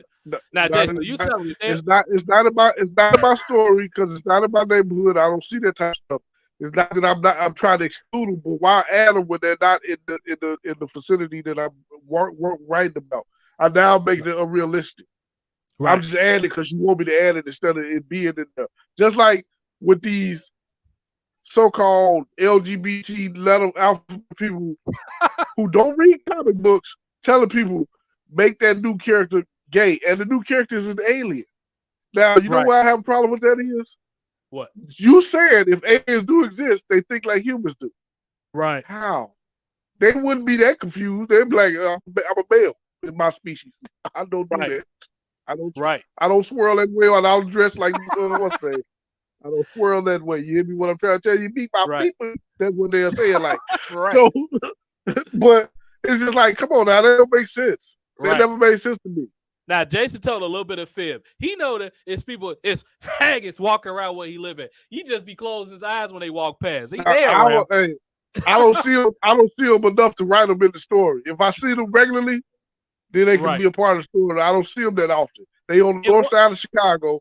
If we go over to the north side, then we put a couple of them in there, let them swirl around. You know what I'm talking about? People have to keep in mind is the person will still have to be talented. I'm not gonna put them in there just because they gay. They have to be a talented gay person. Like, just because they gay don't mean they're supposed to be in there.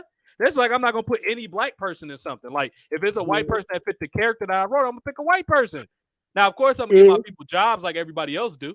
I'm definitely gonna consider a black person first.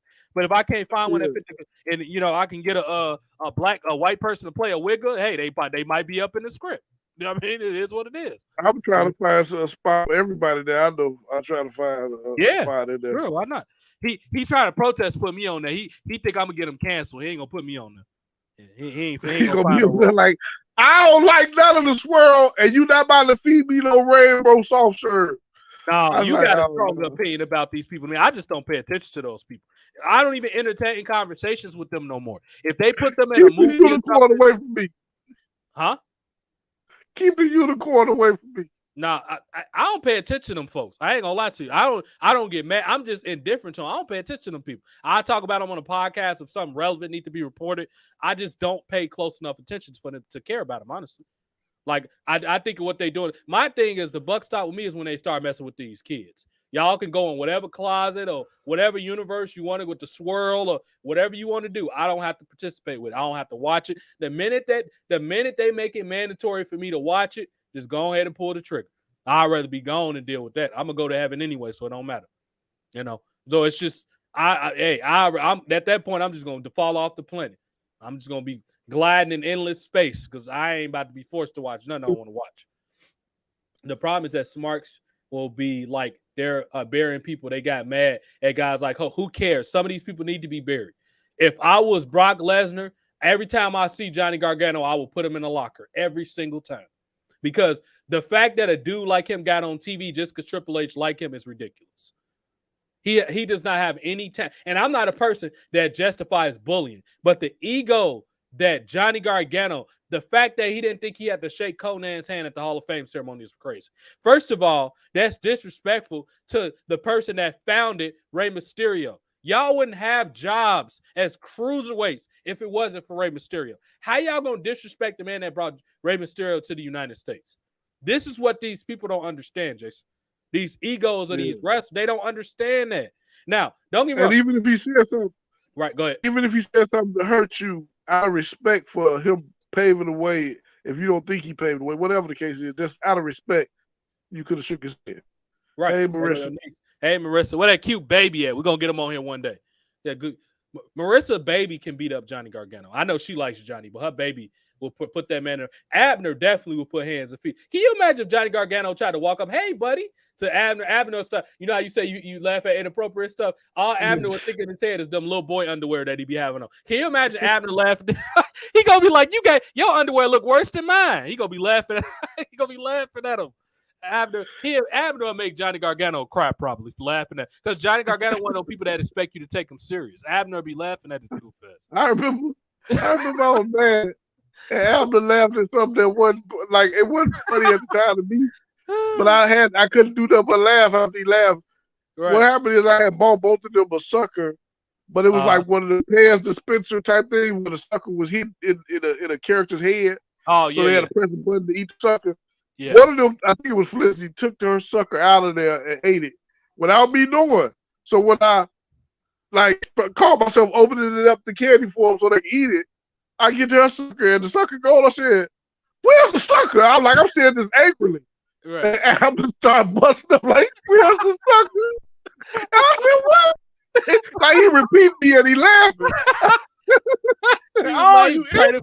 He was laughing at you. It was probably, what you got to understand is when people laugh at stuff that's perceived as offensive, sometimes they're not actually laughing at the thing. They laughing at how you did it or said it. That'd be funny, the way people react sometimes. I'm trying to think of something that happened that shouldn't have been funny that I was dying laughing at. Let me think of one. I guess those crank anchor calls, some of them, I should have laughed at those. I can't think of none right now, but it's sometimes the way people say it that's funny. Like somebody start randomly crying and they got like a high pitch, but they actually said, I might laugh because the high pitch was funny. Like it came out of nowhere. You know what I mean? But I wish I could think of a more specific. I'm going to give you an example. I laughed at Kim Kardashian cry face because right before the camera showed her cry face, you know how they interview the cast separately in that room with the background? Yeah. And her sister said this right before the camera showed her face. She has the ugliest cry face. It looks crazy or something like that. And then when the camera zoomed right in on her cry face, when she turned right, and I just started buzzing out like, I'm so line. I was like, look at how crazy she looked. Was that the video when she got that inappropriate video back with her and Ray J when they gave it to her? Was that? I don't think it was that. Okay, because I know a little bit after that. Well, Kanye West was dangling over her head that she had that video or whatever. That he had that video of her and Ray J and he was going to re-release it or whatever. Kim Kardashian is another funny one. I feel like she started this slay. Now, we was talking about slang earlier in the show. Do you hear the one when women say slay queen and all that? You ever heard that one before? Yeah, I heard that before. Okay, I feel like Kim Kardashian was the start of a lot of that stuff. And she was the start of, okay, I could be a slut or whatever. I don't even know if that's what she would call it at this point. She came up with no slay queen. That was either from a gay person or a black lady. No, I don't mean she came up with it. Oh. I mean that she was one of the first people where people okayed her behavior, but if men said something to her, they was body shame. But if women said they come off as they praise on her. That's what I mean by that. Like they had this idea that you can't call a woman out for being, you know what I mean? Like you said, when they see the footage, well, it was obvious she was trying to show her chest to get views or whatever. Kim Kardashian was one of the first people where she did that, and people was trying to defend her not having that much talent. Don't get me wrong, she's apparently a smart businesswoman. She sold some clothes or whatever. But let's be honest, if that woman wasn't attractive, she wouldn't have that show Creeping Up on her, whatever that show. What's that show called? Creeping Up on the Kardashian, whatever. What's it called? Keep it up. Keep it up with the Kardashian. A spook jump scare show. All of them only popular because of their sex appeal. Nothing else. Right. They don't really Nothing have else. that much talent. There's no talent in none of them. I don't Right. care what nobody said. One thing got to make them lie. I bet she No. didn't. She ain't the one that came up with it. Some Probably with the not. ideas and gave it to her. She went ran with it and put her name on it. She probably got it I from bet she somebody didn't else. come up with it. Yep. And it's just to remind everybody, I meant to say this a while ago. This is the Inappropriate Behavior episode number 2. Make sure y'all smash that follow button, subscribe button, whatever it's called. We're gonna keep it coming. This is a podcast this was tailor made for me and Jason, because we know how to talk about a lot of topics and we both clowns. So this was tailor made for the both of us. And we're gonna keep it coming. Mansplaining will still come in due time when it's the appropriate topic and the appropriate time to do it. But this is inappropriate behavior because these people, it's the end of the world as we know it. Remember that song, Jason? That's very aptly what's going on right now, because the rainbow is taking over the world. And now I know it's gonna ramp up because it's June and that's Pride Month. But it was out of control before June. That's just like everybody act like black people wasn't offended about stuff before Black History Month. Hold on. I can be happy to be black outside of Black History Month, brother. What's that? A new bike week coming up. I heard about that in Chicago, but I never really knew, saw it actually happen. But I've heard about it. It usually be in June, but I don't know if they pushed it back to August. But I remember one time, this is when I was married. I feel a funny story coming from it. This is when I was married. We were downtown doing DoorDash. And I swear, we didn't know nothing about naked bike ride, none of that. All we see was a bunch of naked white people just walking around with their head like, woo! I said, oh! And then what made it so bad is once I started noticing the naked people, I said, where are all the women there with their breasts?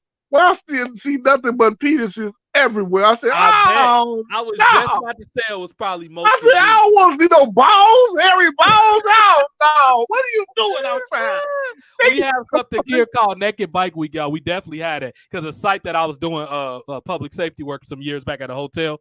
They was talking about it, but I think I came like a week after it happened. But they cut off Wells Street and everything. Wells is a big street that they run that through. But yeah, most of that stuff, just like when people say nude beaches, a lot of that stuff be dudes. And what y'all got, and the reason for that is for protection reasons. Like women, you see women naked in African culture, and I'm part African, so I know. But you see women in African culture naked, and like uneducated Americans think, oh, because they savages. No, they have a different culture where they can do that. First of all, it's hot as hell in Africa, so the less clothes you wear, the better. But they can do that because it's not they don't have the pervert culture that we have over here.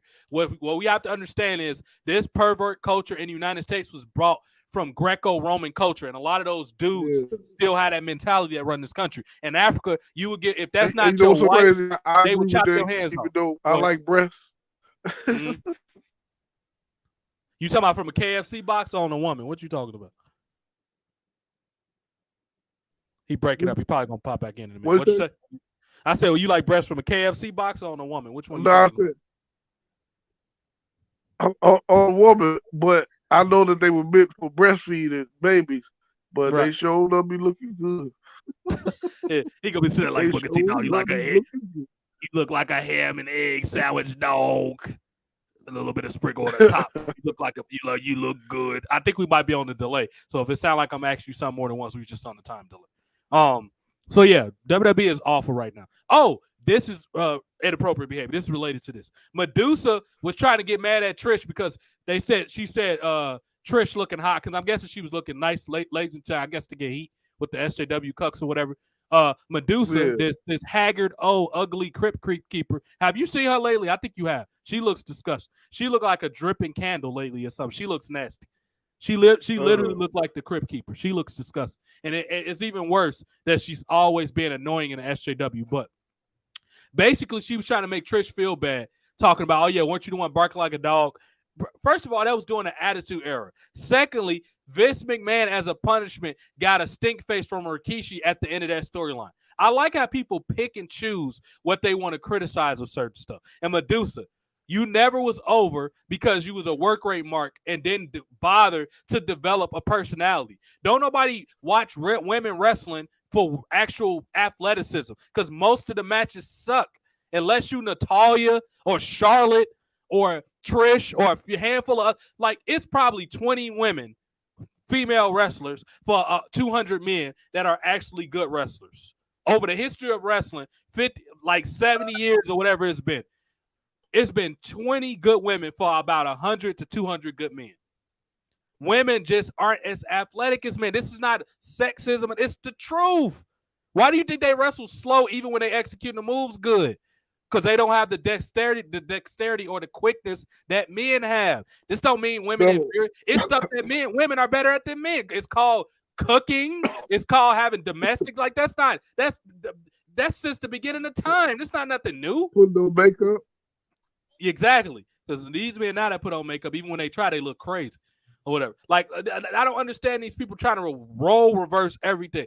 Bro, women are just not as strong as men, and it's a reason for that. Men are protectors. Women have usually better instincts about bad stuff. That's one thing they definitely trump men on. Because men, even though they're left brain and rational, sometimes don't filter or consider emotions enough. Some people can emotionally manipulate you. Women are good at picking up on stuff like that. So that's definitely something that women do very, very good. Not all of them, but I would say that they outweigh men definitely, because men are definitely going, when it comes to, as Jason, and I know he hates this expression, getting to the bag. Men are way more focused on getting to them, and that's a masculine trait. Women can say, I'm an independent woman all you want. You're like that out of force because American culture is backwards when it comes to black people. The breadwinners in every other culture is men because that's how nature is intended. Women are supposed to take care of the home and all that. Yeah, they could be the hunter-gatherers and collect the food and, yeah, all that. But men are usually the protectors. Even when you look at astrology, men are the sun, women are the earth. What does the sun do? It provides energy for the earth so it can grow stuff. Men are masculine like the sun. The earth is feminine. You can study every culture. Everybody has written about how the earth is feminine. Why do you think it cultivates and nurtures? It rains and it grows stuff. That is a feminine characteristic. So stop trying all this INDP or whatever. Remember that song? She got her own house. Remember that just? Yeah. I forgot who made that song, but whoever that was on. So they was on one. That was Lil Boosie. That was Boosie. Him and Webby or whatever. And I think and Fox. I don't know Fox. Yeah, I don't know. Fox Amelia. Oh yeah, I don't know much about him. Yep. They all did. I think they all was on Wipe Me Down, and they all was on. And I'm on Wipe Me Now. I like that song. Yeah. Yeah. Wipe Me Now. That was probably Boosie's best song because Boosie always screaming in monotone. He's smart, but I don't enjoy a lot of his music because it's just not pleasant to listen to on the ears. But what was I going to say? I would love to hear you talk about or have a debate with Lil Boosie. That will be a fascinating debate. Because I could see you taking issue with a lot of stuff that he says, but I also could see it being kind of productive. Because Boosie, like, you explain something to him in a certain way, he come around to your point afterwards. It's about how you explained it to him. But I will find that quite fascinating. Because Boosie... You know what I like about Boosie? What's that? He's not real wordy. You know, he know how to explain himself, but he's not real wordy or sophisticated. He's very concise. Right. The big words. Yeah. When somebody uses one of them, he asks them what that means. Right. See, some people will be so prideful they won't ask because they be like, I'm supposed to play like I know what that means and act like I'm smart. No, he asks you what that means so he can explain to you what the answer might be. I like his hood organicness. Like, he got an organic, like, and he do a lot of stuff. Marissa Stand Up, the Carolinas and New Orleans, he does a lot of stuff. I think he's from Boosie from South Carolina, I think. No, he's from Baton Rouge. No, he's from Baton Rouge. Yeah. Baton Rouge. But he's in South Carolina a lot. He might have a house there. Marissa, that's my Geechee girl. But yeah, he does a lot of stuff. He has Boosie Bash and all that type of stuff. And he keep his sons in check too. Like, he don't let them get involved with all this crap. And Gabrielle Union, I think, was trying to get him canceled or something like that. But Gabrielle Union, everybody not soft like your husband D-Wade. And I respect D-Wade as a basketball player, but boy, is he an embarrassment to fatherhood. And he's an embarrassment to Chicago, too, because he's dirty for not associating with his family. He is dirty for not associating with it when you got all that money from 63rd. But, yep. Omari, what's up? What's up, guys? Yeah, we finally got. You can finally meet Jason in HD. He's right here. This is the original Jason that you got on the camera. Omari is the smartest 18-year-old I've ever met, and he's from what I call the border. He's from the Midwest and the South. He's from Oklahoma, so he's kind of on the border. He's a Midwesterner sort of. Jason. Yep. So welcome to the show, man. I would love. Matter of fact, let me see if I can get OSJ on here for the last few minutes if he's around. OSJ, are you around? Yeah. Who you talking about? Over St. Proof? No, old school Jason. We call him OSJ for short. Yep. So Omari, man, what's causing all this, man? Your community, your constituents is ruining a lot of stuff. I'm glad you didn't turn into one of those cucks, Omari. I'm not even gonna lie to you, brother, because I didn't know you was 18 until I actually talked to you. I thought you was probably like in your 20s or something like that, but because anybody with that TWR clique is usually about 20 or something like that. So, yeah, a lot. You know what? I would love to get them on the show. I sense it's a little bit of tension from TWRP, a little bit with me. I think a lot of it is, I would say this, and I would love, because y'all know I'm not a chatty patty, as Dame Dash would say. I don't talk about people unless I'm going to say it to their face. This is my issue with them, because you brought them up. And I like them. JC, NC, y'all want to get on here and talk? Let's do it. But this is my issue. I give them news information. And I know Billy Bob Ambrose is okay with rocking with them. He gives them news he don't trip about. My thing is, and like I said, we could talk about this. It ain't personal, but I have an issue with it. When I give you a news source, I expect you to give me credit for it. I've heard several times that I sent them news, and it was on their TWRP news, and they shouted out everybody that gave them news, and they don't mention me. And I didn't say nothing at the time because I like to talk to people directly. I don't chatty patty. I don't go in comment chats. If I say something to you, it'll be a private DM. I don't do none of that. I'm only on expose you when I feel like you need to be exposed. Like you being like a bitch to me, yeah, then I will. But other than that, like I don't do that. And that I sense that I don't want it to be this civil war because I like those dudes. I agree with a lot of what they say, but I don't want it to be this civil war thing between Maka. We all have similar communities. Like, don't think because Omari's over here that he have a problem. I can't speak for Omari, but I don't like when people, he's on his show, so he can't be on mine. That's petty to me. Unless me and you had a disagreement or something, or we agreed that we're not going to be on each other's platform. Other than that, if I got an issue with somebody, I don't expect Jason to have that incident with those people. I don't do none of that. If they get on their stuff, it is what it is. But I just sense a little bit of pettiness, and if we got to talk about it, let's talk about it. But I don't like people undermining me. I don't do all that type of stuff. But it has seemed, because I go in their chat, and they won't even say I'm there. That's why I stopped getting on their videos for. I'm like, I'm not going to come up in here if y'all say what's up to everybody. And I have a very distinctive avatar. Everybody knows I have a simple name, and it seems like somebody that's not directly with TWRP, but that's associated with them.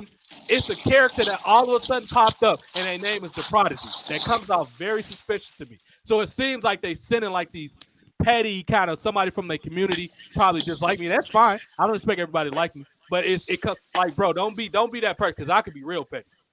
And because I'm looking like people all of a sudden got Prodigy name. Y'all know who y'all got that from if y'all on Twitter. It ain't no, and I'm not saying I'm the only person with that name. I'm the only person in the wrestling community that covers this type of stuff with that name. Y'all know who y'all be getting that from. So just give me credit if y'all take my shit. Or I will stop providing you with news. Just that simple. But anyway, Omari. But as far as I will mention this dude because I don't really rock with him like that. Destructor, he said little slick shit a couple times about me. I don't really rock with dude like that. Bro, like if it's an issue, just talk to me, bro. We're adults. We don't have to be petty online. I've heard you say slick shit about me. So that's the only one as far as that Omari called out that I'm going to say something about. It's nothing personal against TWRP. Just give me credit if y'all take my news. That's all. That's all I ask for. They took one Cincinnati. What's that? Are they in Cincinnati? No, they from San Diego. They from San Diego. Oh, I thought it was WTRP in Cincinnati. No, they might be a different type of TWRP from there or whatever. But yeah, just stop taking my shit and not giving me credit. But anyway, let's get back on topic. So, but yeah, Destructor, I don't too much care for that dude. Like, he one of those 14th floor people. Like, he one of those people that try to over-explain shit. I'm not into all that conspiracy theory stuff, dude. I'm sorry. That's why I stopped letting y'all get on my show. I'm not into all that stuff. I have my earphones going on. Who you talking? You talking to me or somebody in your house, Top Dog? Because your voice is I'm talking to somebody else. Oh, how did we forget to mention this? This is something we all could talk about. Well, Jason probably won't have much of an opinion. So I forgot I put this on the thumbnail. It says 2024 is a war. Trump got quoted saying this. 2024 is a war between the elite and the establishment. We figured this out a long time ago. That these people really think we dumb. Like the powers that be or whatever. A lot of them are into this inversion and all this gay stuff and all that stuff. They're into a lot of that crap too. What's that? Well, to be honest though, is that I wouldn't say most Americans are dumb. It's just they're brainwashed. And I'm not just talking about old people or young people. I'm just talking about Americans in general. They're brainwashed. But I was going to, kind of pivot back to wrestling because I wanted to touch on some points. If that's okay with y'all, I don't want to come. Yeah, that's cool.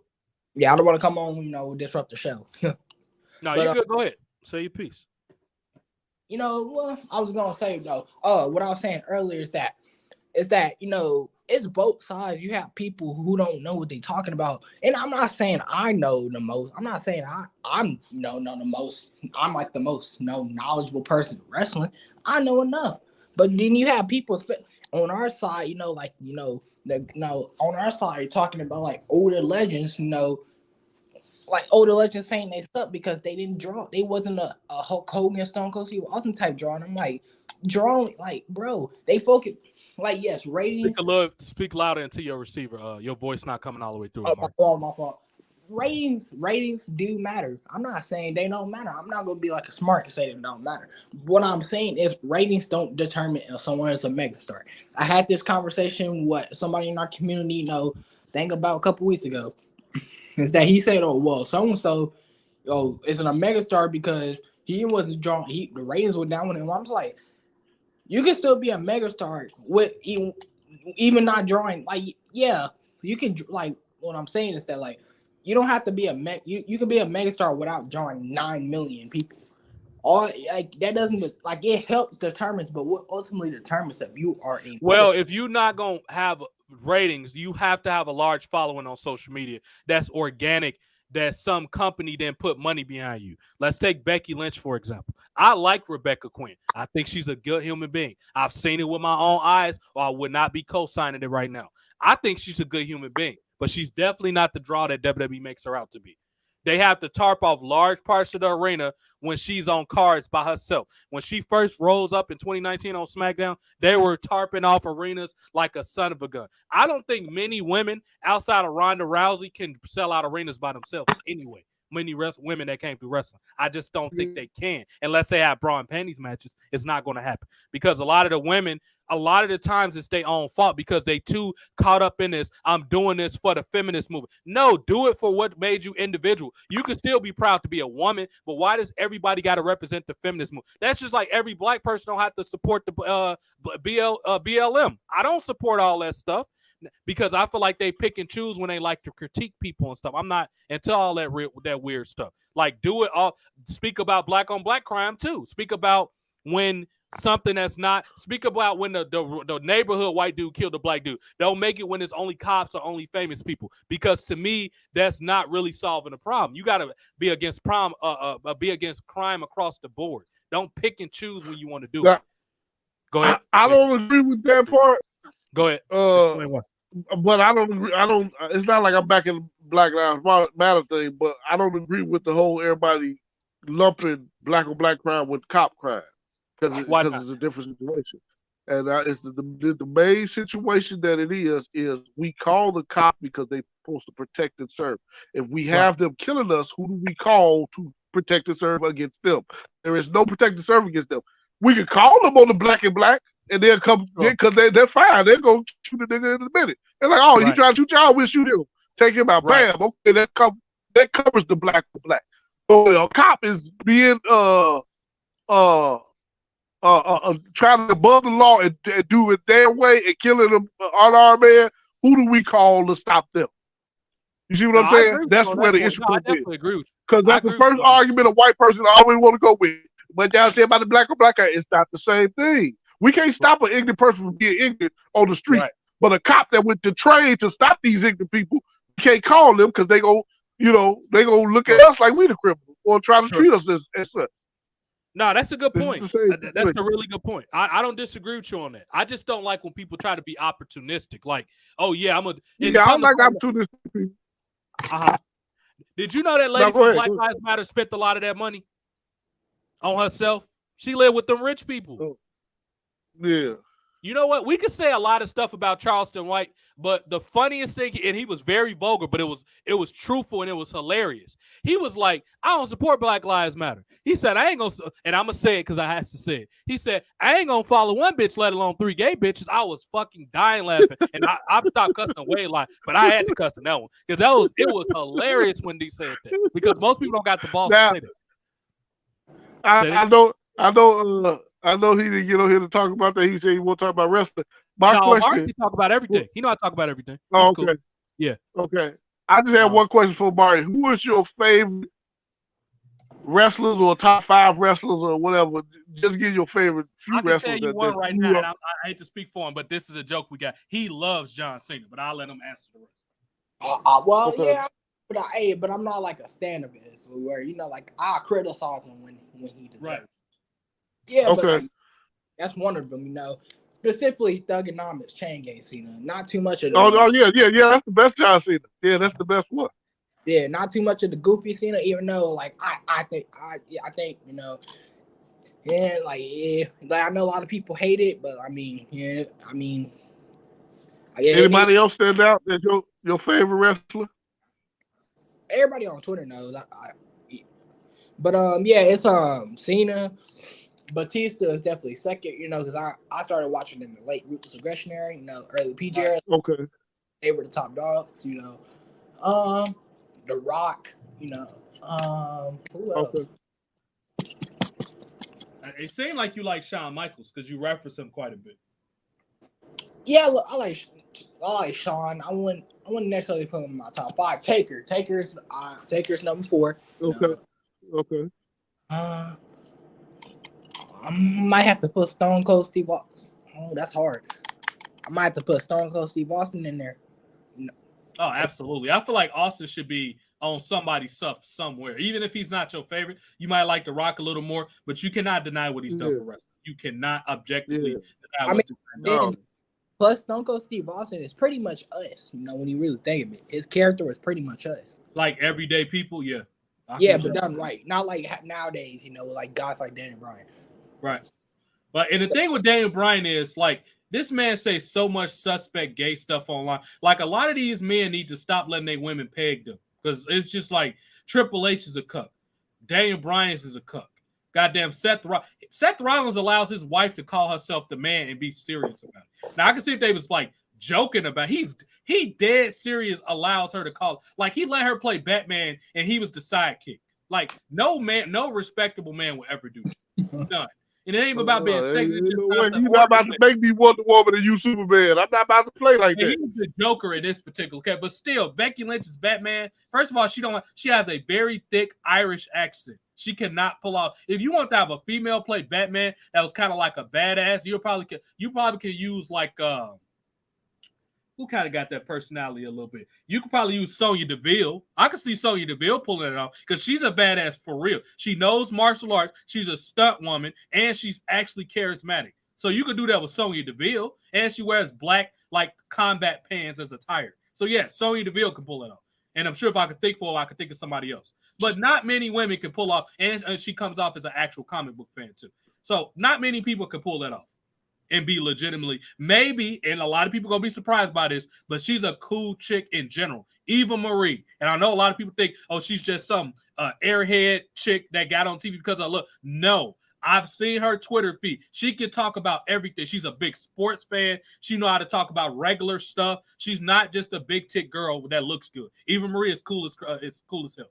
And the irony of it, their queen is the biggest headache backstage, Sasha Banks. Jason, do you know, and Omar, do y'all know Sasha Banks is hurt in Japan already? She's already injured. She ain't even been over that 6 months. She's hurt. If you haven't, she just dropped the title. I don't keep up on Sasha Banks. I don't like her. Well, I don't either. It's just it came up on Twitter. It's not like I'm watching New Japan for it, but Mandy Rose could come back on TV. She should be back on TV. Not with triple nose, not with triple chromosome being there, triple cuck. Stephanie don't give him permission. Stephanie is jealous of her because she's actually look like a woman, so they're not gonna put her on. They'll bring Medusa Maselli back, that Crypt Keeper, before they bring back Mandy Rose, an actual draw on their show. But no, Mandy's not. And then, like Jason said, Mandy, if he was Mandy, then you say you wouldn't come back if you was her, Jason? I wouldn't come back for nothing. If they fired me for the wrong reason, I wouldn't. And like all these actors that they fire as soon as something happened, I wouldn't come back. Disney couldn't hire me back. No, I'm good. Right. If I was Henry Cavill, I wouldn't go back. And this is what we have to understand about the Henry Cavill situation. Henry Cavill did not want the Superman character to be disrespected. And those clowns, including James Gunn, even though Guardians 3 was good, he's still a clown. Let's talk about this, bro. Let's address the elephant in the room. James Gunn, just because you're a great movie maker, don't give you a reason to be a weird pervert. Why do you want Robin to be a 10-year-old boy? Like, these dudes got fetishes with kids, bro, and don't nobody call this shit out. They try to make Robin. I understand that he was in the actual comic. He was probably a baby, you know what I mean, or 10 or something, right? No, he started off at that young age because his parents had got killed, and Batman adopted him at a young age. He didn't adopt him to become Robin. He adopted him because when nobody else took him, and he felt guilty that he was at the at the show when his parents got killed. And he couldn't stop him. Weren't they acrobats or whatever? Yeah. So what happened is Robin ended up finding the secret entrance to his Batcave, and he couldn't hide it from him no more. So that's why he was a kid Robin. So I understand him trying to go with that kid Robin instead of the grown Robin. I can understand that more because Robin started off as a kid, and a lot of people were like, "Why Batman got this little kid for sidekick. A sidekick." And like he set it up to be that way. Right. Okay. If you go that route, I'm cool. But if it's some pervert stuff, nah, I'm good. Because they be saying James could be doing he be saying some sus stuff. Like, for example, and then I'm gonna watch that movie if they do that the way you said it. But if it's for some sus stuff, I got a problem. Him and Batista, or was it The Rock? It might have been The Rock. They was online making inappropriate jokes about how they want to eat babies. I'm like, why is this funny to y'all? Like, I understand some stuff, some dark humor. Like, I watch South Park. Come on. I'm not a virtue sick. That's one of my favorite shows ever. And they got dark humor. That's the right way to do dark humor. But when you start talking about kids and all this weird, like Kenny Omega, another pedophile that the people don't get mad when, and to further proof that people know he's a pedophile, they get mad when I call him out for it. They be trying to get me canceled. Bro, he wrestled a 9-year-old girl. This man had a match with a guy with a jockstrap with his ass out at a show with kids there. And he later on bisexual. We knew that anyway. You ain't have to say that. You're really gay, but you're trying to hide behind bisexual, but you mean you gay. That's what you meant. We knew that before you said it. But I have issues with this dude. And people get mad. And these same fans that try not to say weird. Jason, they got fan fiction with the S.H.I.E.L.D. members having a baby with each other. All the members from WWE and the S.H.I.E.L.D. This is the type of fan fiction that these weirdos draw up. It's online. You can find it. That's why I don't agree with them taking all them letters, LGBT, because all of them fall under one letter, and that's G, gay. All they is gay. All of them. Lesbians are gay. That's what it is. Gay are gay. Queer is gay. Bi is gay. Trans gay. You just want to be a man so he can sleep with other men. Gay, want to drag woman. Get out of gay. They're all gay. They should be falling under G, and that's it. They're using too many double letters, and they should be using the rainbow because that is not their symbol. They need to stop that. Right. They did not create that rainbow. The rainbow was created by God to show that he wouldn't flood the earth no more after Noah's day. That's what the rainbow symbolizes. These people are sitting up here taking rainbow symbols, and they ain't even got nothing to do with it. What does the rainbow have to do with being fruity? Gay. Gay. And all of them is gay. I guess it's supposed to represent diversity because it's multiple colors. I guess that's what they're going for. Man, they'll get out here. Because next they're going to start picking what color they are. Oh, I'm violent with mine. Just call me violent. Get out of here. We get kicked offline today. I told you he was hilarious, Mark. At this point, I don't even care because I keep breaking up anyway. We get kicked offline. Omari, you still there? Oh yeah, I'm still here. Yeah, these people are. Omari, like, you from the South, sort of. Like, did you grow up in a house where, like, Like, did people? I mean, you don't got to be specific. You don't got to say mom, dad. But did people in your house that raised you were they supportive of this gay stuff? Because I know every house is different. So when I was growing up, so that honestly, this LGBT it is here, but like this stuff that is happening nowadays, and I know I'm sounding old, even though it wasn't long ago, but this stuff that they pushing on kids, they wasn't pushed on us when I was growing up, about 10 years ago. Like, are your parents Christians? I was like you say, I was 9. It's 20. I was 9. 10 years ago. Most of this stuff was not pushed on us. It was essentially, still the old ways kind of. Sure. It was essentially still the old way. Yeah, essentially, that's what it was. Right. And it's ironic because when you was 9, that's when this stuff started to take off. When I left high school in 2009, 2010, that's when this stuff accelerated. Like, it was starting to become like they was like tapping around it a little bit. And when I want to say like in the mid 2010s, you started seeing them everywhere. It was raining men. Like, you saw this when they started having these pride parades and. But it wasn't pushed on kids though. Like, they was having the parades and stuff, but it wasn't pushed on kids. Right. That was like way later in the 2010s they started using kids. I agree. Yeah, and by that point I was already in high school. Right. Go ahead, Jason. I was about to say, how many kids is it typically in a high school? Like, how many hundreds of kids is it normally? If it's a big school, you looking at 2,000-3,000. A small school, you might have like 800-900, something like that. So anywhere from 800-900 to 2,000 or 3,000 kids. Back when I was in high school, we had one gay boy in that school. Out of all of them, and we probably was one of the schools in the hundreds. We probably had no thousands, but just imagine. Let's give the 2,000 schools that had 2,000 kids in there. Let's get them 2 or 3 gays. That's how much of a thing it was, or how big that was. It was not taking up half the population. They act like half the population is gay. That's just a small amount of the people. And even then, the reason I bring this up, even then, with that 1 or 2 gay people in your school, we didn't bother them. We didn't say that to them. We just knew what they were. We knew what they did. We didn't say, you that. We didn't bother them because they stay business. We go about your business, do your business. But now y'all want to put it in people's face. You want people to accept it. And not only accept it, you want people to be it. Why don't you go and try it? Try it. Say it to my face off the app and see if you come up with your lips about it. I'm about to try it. I will show you something. Let me show you something. Don't please.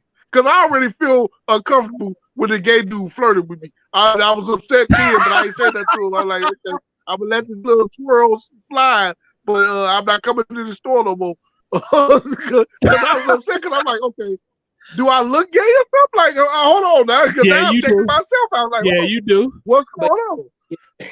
But like, essentially, like a lot, essentially, when I was in elementary, and even junior high, it was a lot of, even junior high, but more so elementary, it was essentially the old ways, but just with all this newer, but the newer tech we had, right. Built. Well, I meant more specifically because you grew up kind of down south. And I know a lot of them are like in the Bible Belt and stuff like that. So they not really behind all that stuff like that. The people from the south. Now it's starting to get down south, but it's still like a lot of people that push back against that stuff that led down there. Well, that's the Bible Belt. Go ahead. Another reason is because, even though I don't really like the boomers, we got to give them credit, though, is that when I was in elementary, it was a lot of the boomer teachers, who were like principals and stuff like that. Yeah, so, the older, generation, Yeah.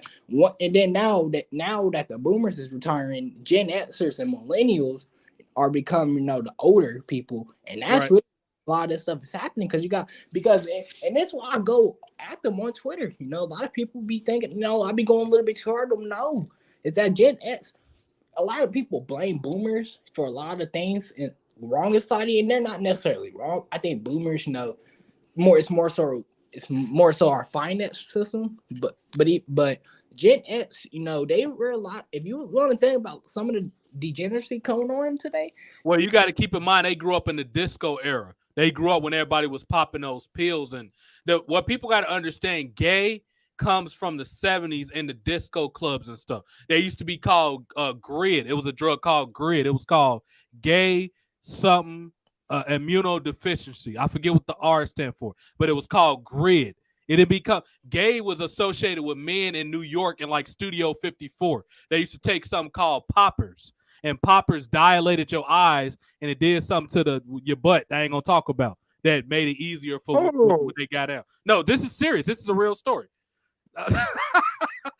That's what it was. It started AIDS and all that stuff came from disco clubs in the 70s. I'm not with you see what I'm doing right here? I'm not with the swirl. I'm just all this stuff that it went to Africa and all that was planned. That was planned because they was trying to reduce. Now people could call it conspiracy. It is actual federal documents that prove this stuff. If you don't believe me that AIDS was made by a lab, why does the lab that they said it came from? Why is it guarded by the military?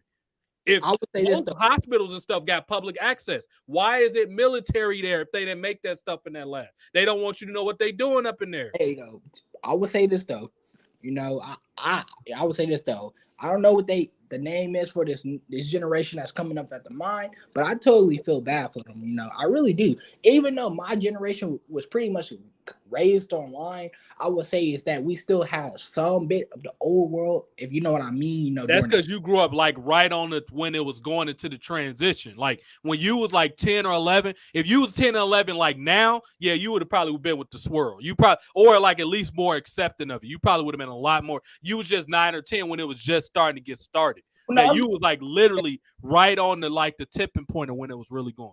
Yeah, I'm just talking about it in general though, not even just this gay stuff, but like, see, I grew up in the early I would say like 2000s to mid 2010s.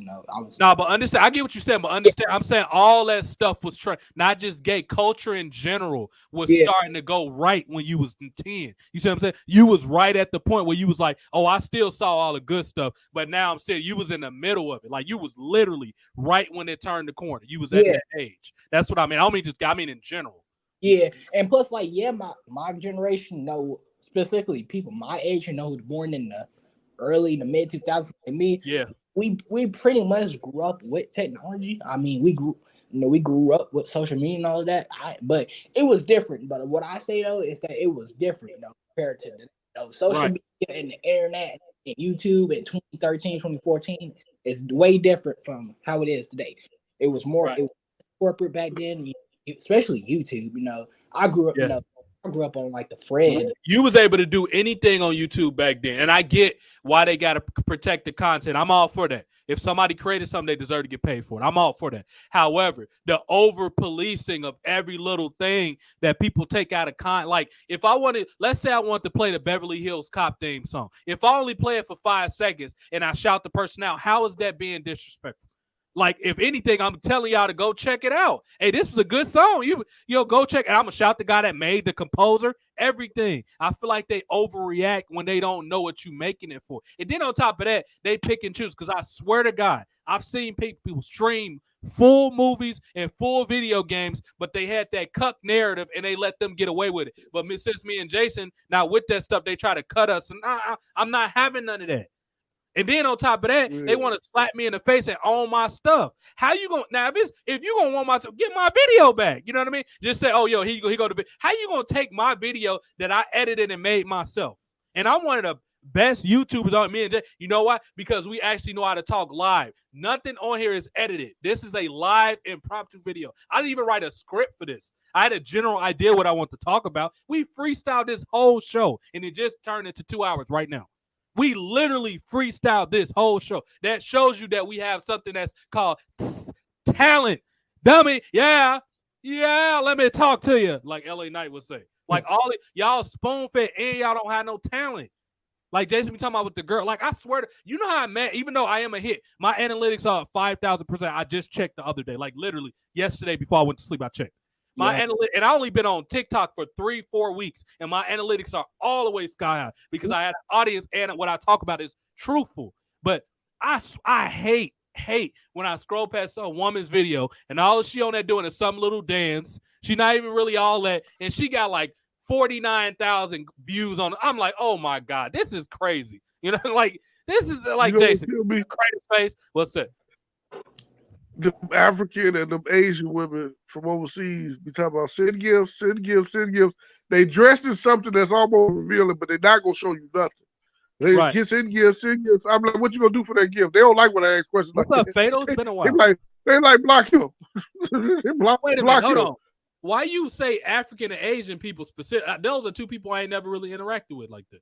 Why you say African? They're the ones I see doing it a lot on the thing. Now, the other American women, whether they black, white, or whatever, yeah, you know, they speak regular English, so they can say more than just send gifts, and they tricking you with their whatever bull crap that they got going on. It's still a trick. All of it is still a trick. But if I get on there and ask the question, what you gonna do if I said something? I'm gonna get blocked by one of their shields. Right. One of their moderators or whatever. That ain't gonna never meet this woman in his life. Trying to kiss her butt, ain't gonna never meet her in his life. But he want to block me because I asked her what she gonna do. Hey, I got a question for my boy Jason. One more time. I got a question for Go ahead. My boy Jason. So Jason, you have kids, right? Yeah. Do they still watch TV? Like broadcast cable TV? I was wondering. Yeah, they watch it for the most part, and I know their mother was worried about them being on their tablets long, but my kids don't stay on their tablets. They get bored and they play with their toys and stuff. Like so they well-rounded kids. They not just kids that's on tablet. Because Jason won't let them be anyway. Like my daughter asked me could she get on TikTok, and I told her no, you're not at the age for TikTok. No, when she get like maybe 15 or something like that. When she turn 30, she can get on TikTok. Why 30? That's extreme. Like that is. When she turn 30, she can get on TikTok. I'm not playing with her. That's why you supposed to. No, it's little kids with TikTok, but their parents manage it for them. Because they do. They do, because in the comment section it say this is mommy, whatever inquiries or whatever. So no, they do. Some of them do. They'll be in the comment section because people will be like, "Oh man," thinking the kid is running. No, it's their parents. It's too much going on. It's too much going on. Well, I was gonna say is that I was gonna say that I might be. We is part of the lab. You see what Shradle said, Jason? I was gonna say. Go ahead, Omar. Hey, that's what I'm saying, Fatal. Go ahead. Go ahead, Omar. Oh, I was gonna say one, we didn't have TikTok. I'm used to Vine. That's what I grew up on. And in my opinion, Vine was my idea. They stole that from me too. Which one you say? Vine. Oh, Vine. That was only around for like a year or two. Yeah, I remember that. Yeah, that was during like the mid 2010s. That's like when Snapchat and Musical.ly, all Instagram. That's when that all blew up. Because in the early 2010s, it was essentially Twitter and Facebook. Yeah, that's what big two social media that everybody was on. Because IG didn't come out to 2011. Yeah, because after MySpace, it was Twitter and on Facebook. That's what, especially in 2012. When hold on, let me slow you down for a minute because this has to be talked about. And this hilarious. Remember, your first friend on MySpace was always that weird dude turned sideways, Tom. Remember, it was him all the time. Jason, he was on the 13th floor. You remember that? Jason froze up right when I said that too. I want to hear what he had to say. Remember, Tom was your friend on there all the time on MySpace. What'd you say? Remember, Tom was your first friend all the time on MySpace. That dude, Tom. Did you have a MySpace page? I wasn't on MySpace. Oh man, it was a dude. The creator, his name was Tom. He was the creepiest looking dude ever. Hello, my name is Tom. Yeah, even Fatal said, I remember Tom. He was creepy as hell looking, and he was he was automatically assigned your first friend all the time. And I swear to God, he looked like our friend that was sitting side. He didn't look like him, but he was positioned like our friend that sits sideways in the videos. Oh, but yeah, I agree with you, Mark. That's what all the stuff was to me. Like, no matter what, in respect to everything we said, you should still have talent. Like, hey, I joined Facebook in 2012. Really, you was that late? I think I got on maybe in 10, which was pretty late. But 2012, all my stuff I got on because one of my girlfriends I was dating like convinced me to get on. I'm only gonna stay on here for you. I've been on there ever since. I used to hit up hoes on my. I haven't heard Fatal cuss a lot, but when he does, it's hilarious. I feel like everybody did that. Like, no, Jason, you have to tell him how you still on Tagged. Omari, have you ever had a Tagged page?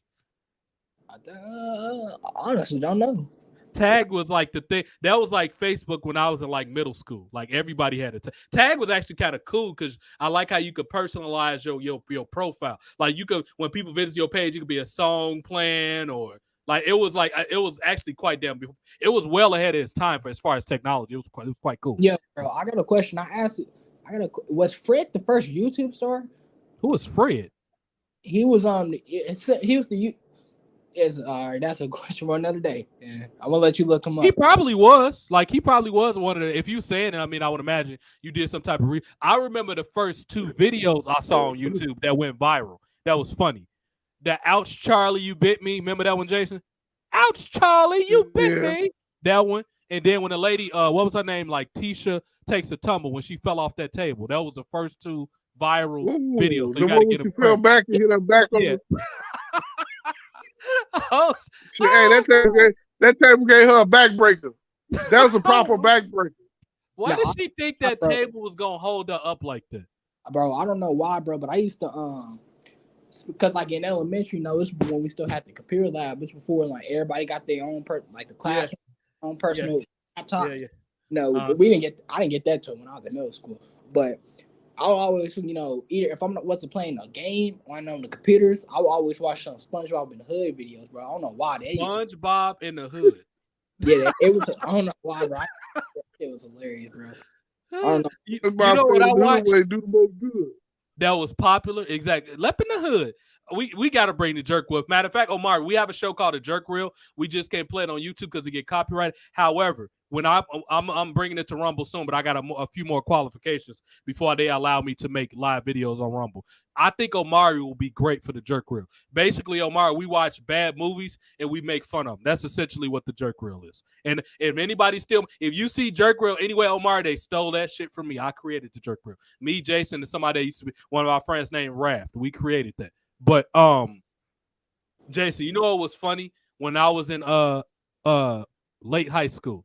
Remember all them Crank That songs came out? Crank That Batman, Superman, the SpongeBob. That shit. That was like how Omar used to watch Leopard. I used to watch that. That shit used to be cold. Soulja Boy, we can say whatever we want about Soulja Boy. He made his own lane with that Crank That Superman. And he's a good producer, too.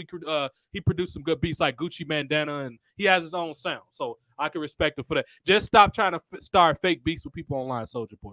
It's real killers out here that'll do stuff to you, brother. Stop doing that. When them dudes took your chain, you was sitting there, you had the Superman out of the frame on the video. Dude, it's people that will show up at your house that don't have that type of money that you got that you're gonna have to sue in court.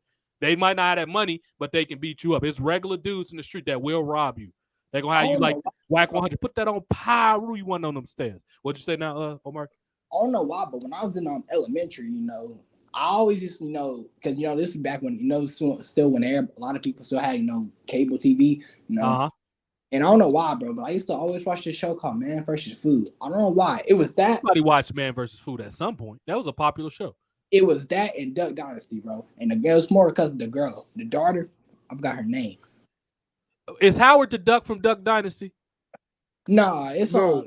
What is this fool talking about? I don't know. All I heard was Duck and Duck.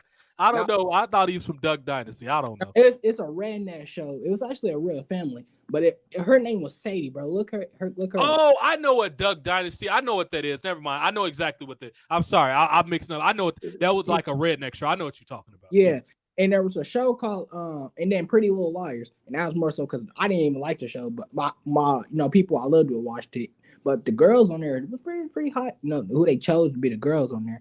That's the one reason why. That's the one reason why I watched. Marissa, hold on real quick. Marissa, he not Sebastian. He just sick nigga today. He ain't Sebastian today. And I don't let Marissa. I got a phrase for you. I like you, and I want she love when I do the Felice Johnson thing.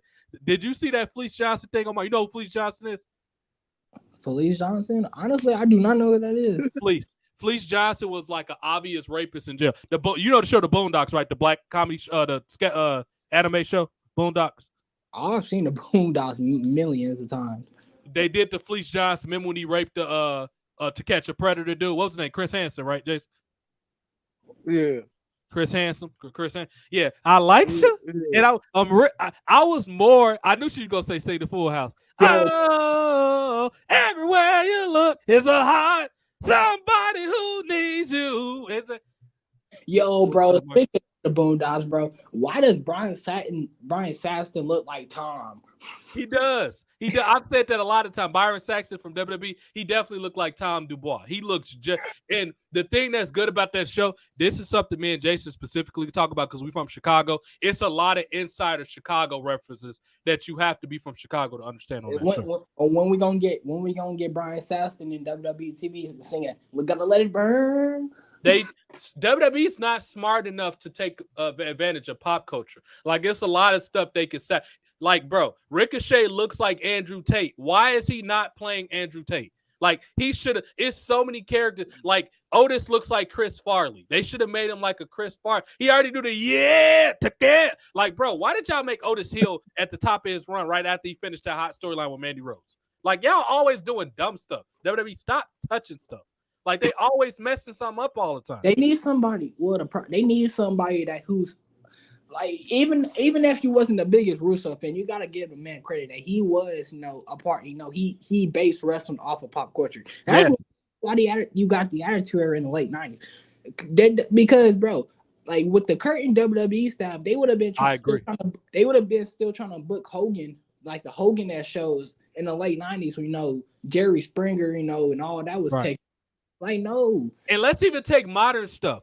Why haven't they taken, and we've talked about this several times, Omar, why have WWE not taken advantage of a reality TV show? You got all these people that can't act. Why don't y'all make fun of that? They did it one time with the Mandy Rose allegedly sleeping with Jimmy Uso and Naomi. That was the only time they took advantage of these trashy, real Hollywood wives. And they should put that on TV. People watch that crap anyway. Why not put it in WWE and make storylines out of it? I don't understand why they don't do that. Miro should be in feuding right now with Xavier Woods over a Russia versus the United States thing. That should be happening right now because all this Russian stuff is in the news. Why is somebody not impersonating Donald Trump? Or better yet, why is Donald Trump not a heel on TV? He needs to be a heel working against somebody. I got one even better. Like, imagine if you was get like a Russia stable, bro. Get some heat on them, bro. And you bring John Cena back, but no, don't do John Cena first one. But you have John Cena essentially pull a Hollywood Hogan in 1996 and turn heel. Yeah, and he joins up the Russian group. You know how much backlash that would cause? I honestly don't think John Cena don't do that because he's too scared of the media backlash. Like, he got too many endorsements, and I think Cena getting a little old. Like, he don't move the same no more. And he refused to cut that ball. He had the Nazi haircut a couple years ago. He would have been pulled it off with that shit. But he got that ball spot and stuff now. Oh, and by the way, Peacemaker gonna be, I think, in the new Mortal Kombat game. I think they announced that he's gonna be. Bro, he's gonna be in a new Mortal Kombat game. He's everywhere. What do you think of the Peacemaker, Jason? Yeah, all right. Yeah, all right. Look, the show was bad though. I didn't like the show. Focused more on that girl than it did on John Cena. Or look, at least the episodes I saw. I didn't finish it, but the ones I saw I was turned up. Because that's what this new cuckified world was going for. They do the bait switch where they say it's a show about somebody, then it be about somebody else, like Moon Knight. His wife ended up saving him at the end. I definitely agree with y'all. When y'all saw. One more time, Omar. What'd you say? Oh, Jason, go ahead. What'd you say? The cuckified something with Moon Knight. They did it with Moon Knight. They did it with Doctor Strange. And somebody else. Incredible Hulk. They made the male look bad so that the female version can shine. Even if they doing it on wrestling too. They doing it on wrestling too. The last couple Royal Rumbles with the men been terrible. And I honestly think, and this is when I'm going to the 14th floor, but I could prove a lot of this. And I just been watching wrestling long enough to know how they act. I honestly think tell the males to purposely underperform all the time. I honestly think they do that so they don't outshine the women. I think they do that. Or whatever. Omari, you still there? Because I muted his mic for a minute. Let's catch up on some of these chats. They should always be in touch with pop culture. Yes.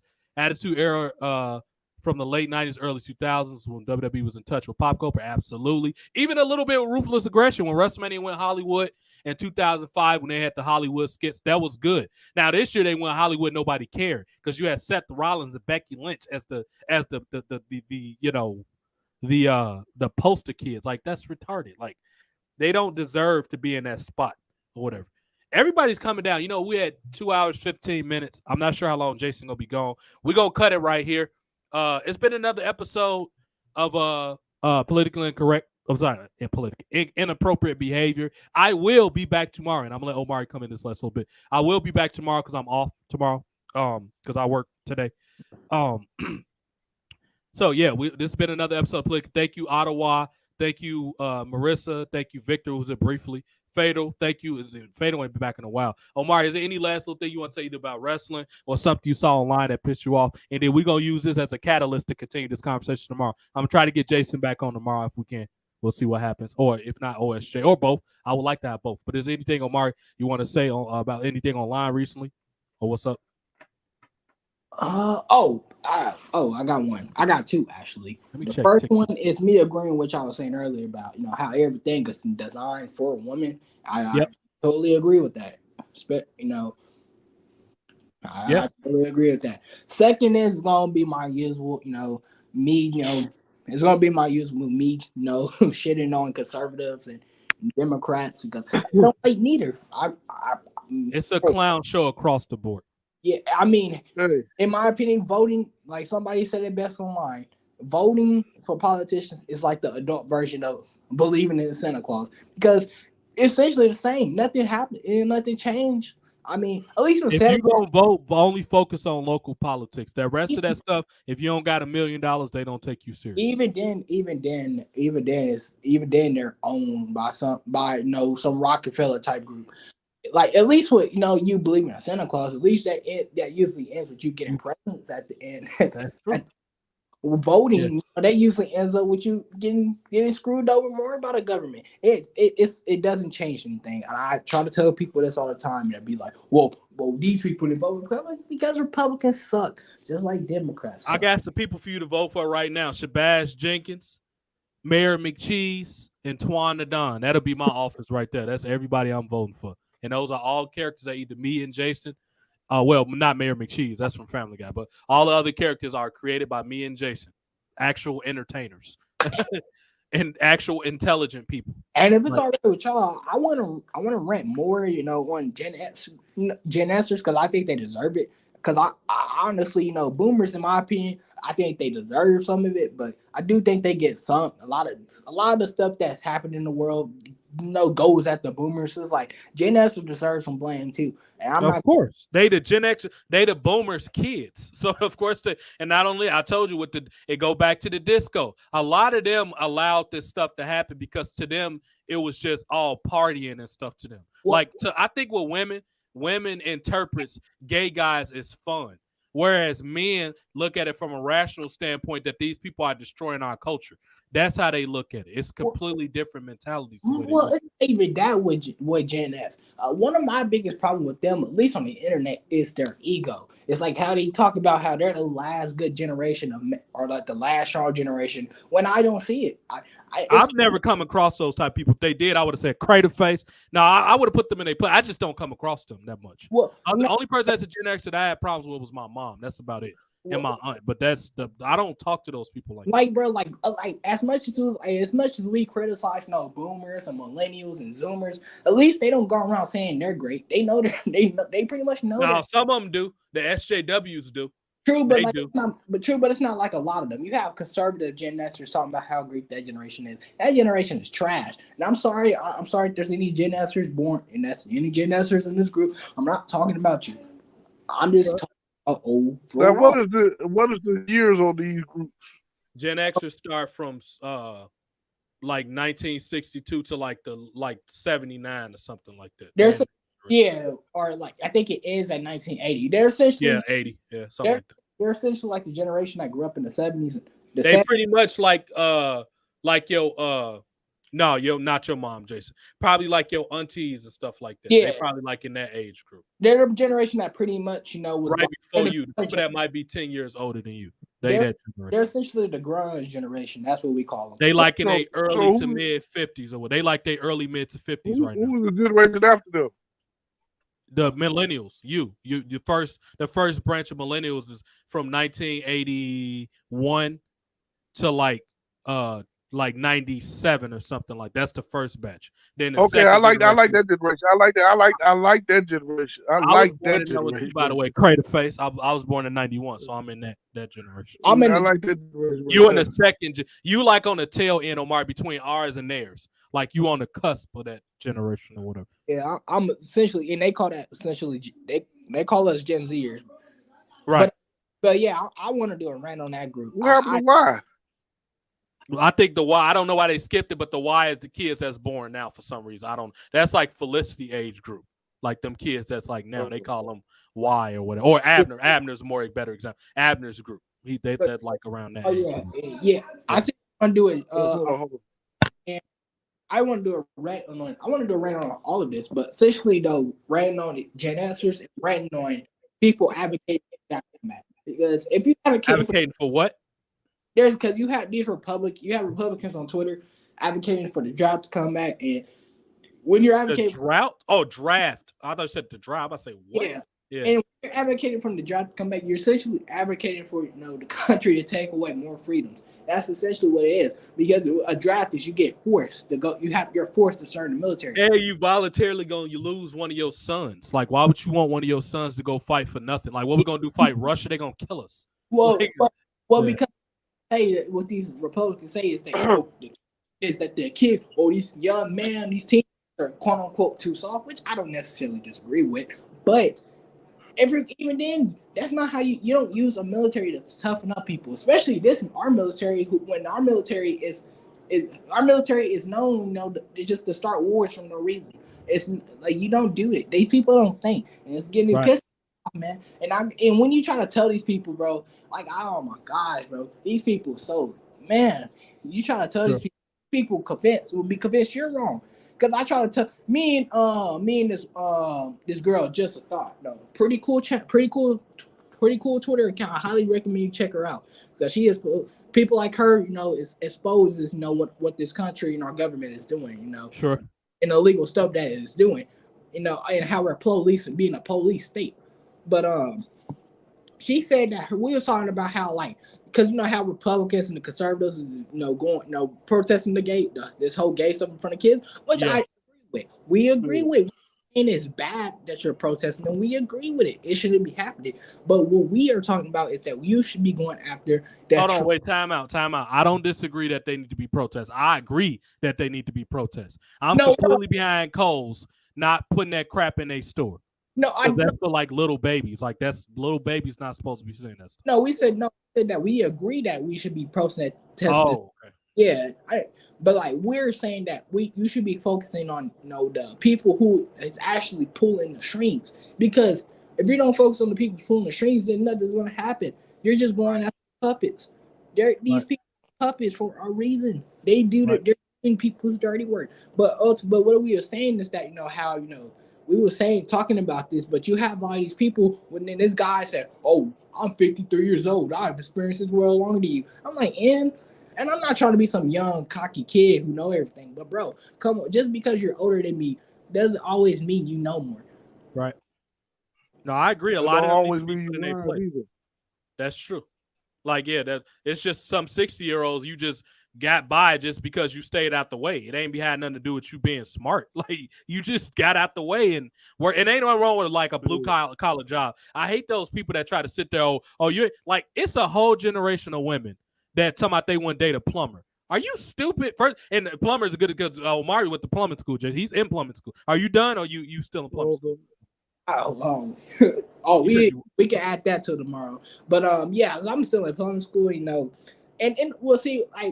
It's kind of it's kind of changing slowly, but because a lot of it ain't changing that much. You still got these women that be sitting there talking about if he ain't got 6 figures, I wouldn't date him. You don't even have 6 figures. What are you talking about? Well, because and then the dude that bust their bubble that they talking to, who probably makes 6 figures or more, bust their bubble even further by saying the dude with 6 figures has options. What makes him want to pick you? Right. That's all the stuff they used to get mad at Kevin Samuels about the what it was called in Charleston Wright take issue with it, but he's about the only man what they call it a high value woman bro, if a man makes 6 figures, that larges his pool of options of women. Are you crazy? And on top of that, I don't think you know how much. It's plumbers that make like $70 an hour. You know how much money that is? Like, these women are crazy. They only thinking, oh, he might be dirty all day and all. I'll be dirty for that type of money. I get dirty all day. $70 an hour. What? Well, the main corporates is, because, we're talking about generations that, these past generations, I would say I'll say about, the past 3 generations, right?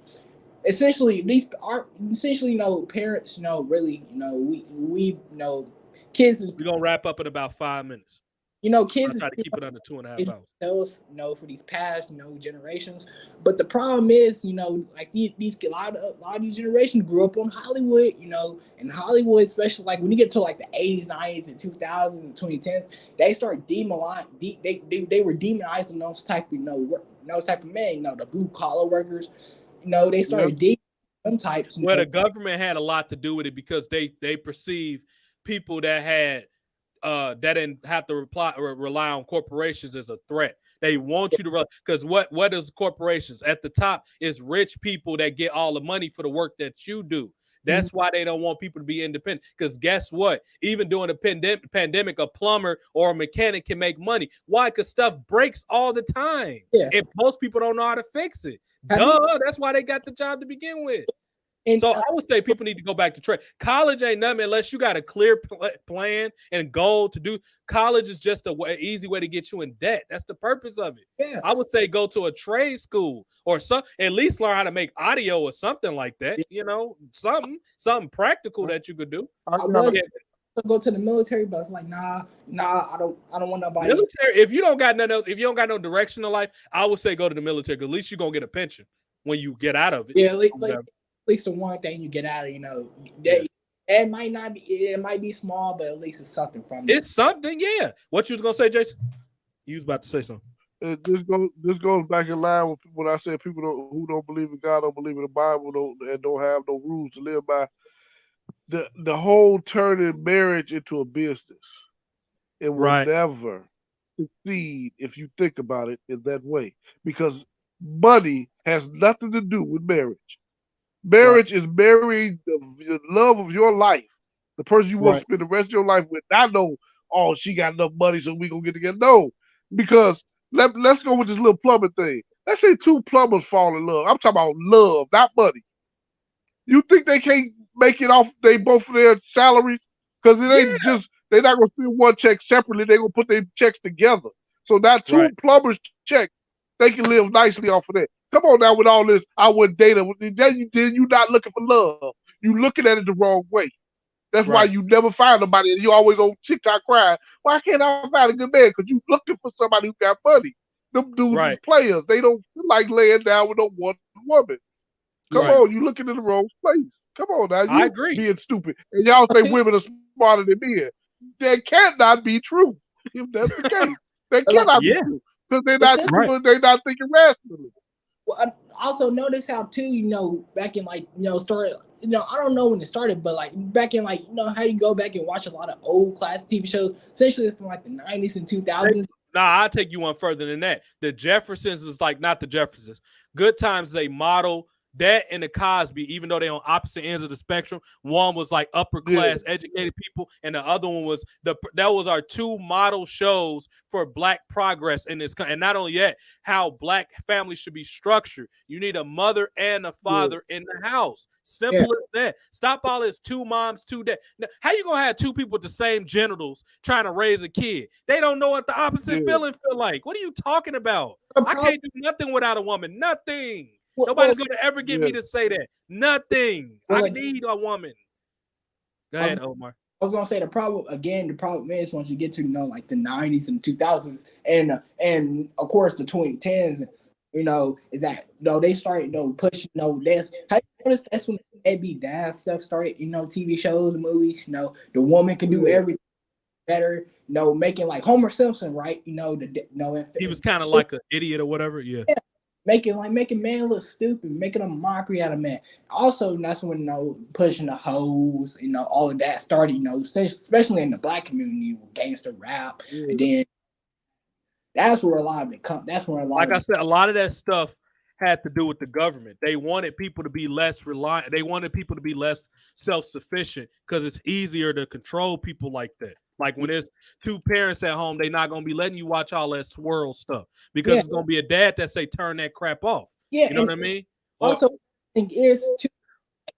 Honestly, like I see when I like, and I say this, especially with people who grow up in that era, and I'm not trying to demonize it because I like a lot of stuff from that era. But again, at the same time, I have to call it out because then I look like a hypocrite when I don't call this stuff out. Is that another thing is too? Notice how stuff like Girls Gone Wild and all that stuff was really got popular during that era, and really would not approve of this girl doing that, but. And that eventually has led to what we have today. It's 90s culture. 90s culture. It was entertaining, but at the same time, it was really damaging for society when you really think of it. Now, granted, society was damaged before that, but I don't think it helped. If that makes any sense, if y'all would agree. But it's of course worse now. It's worse now than it was in the 90s. But I think a lot of that stuff, as help for the better, but right. I agree. Not to cut it, but I try to keep it under around 2.5 hours. We gonna start wrapping up. We're gonna do this again soon. Jason, what you got going on tomorrow? Nothing. Okay, we probably can get on again. But y'all know I like to add variety to the show. Let's talk about, you know what? Let's do movie and music specifically because we talked to death about politics. Next week we'll revisit politics. Omari, make sure you write something down because I don't like y'all to forget. I just don't like my shows to feel the same because to me, like I produce my shows how I would want to watch somebody's show. I don't want to watch the same show about the same stuff. Add variety to your show, or I'll watch you next week when I had a refresh and I want to hear about it again. You know what I mean? So let's tomorrow specifically think of some good music, movies, or whatever, any type of art. We'll focus on that tomorrow. And it's going to be the same format. We're going to make fun of it. You know what I mean? Well, you know what? Think of some bad stuff that we might talk about drill music tomorrow, honestly, because that's a topic we just haven't discussed how much they've completely destroyed culture. We might talk about drill music tomorrow because one thing people mix up is a difference between drill music and trap music. Trap music is about guys trying to make it out of the ghetto that took their resources and made it out. Drill music is about stupid stuff. I pulled up on him and shot him at the bus stop. That's dumb. Like, what are you talking about? Yeah.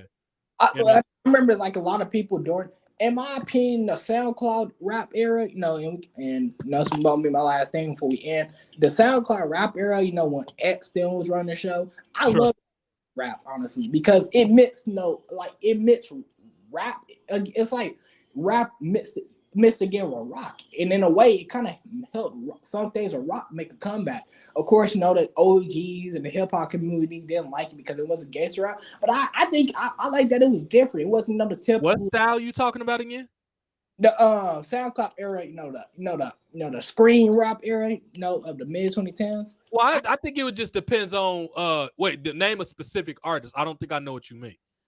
It was essentially like the screen rap era. That's what people call it. The screen rap rapper.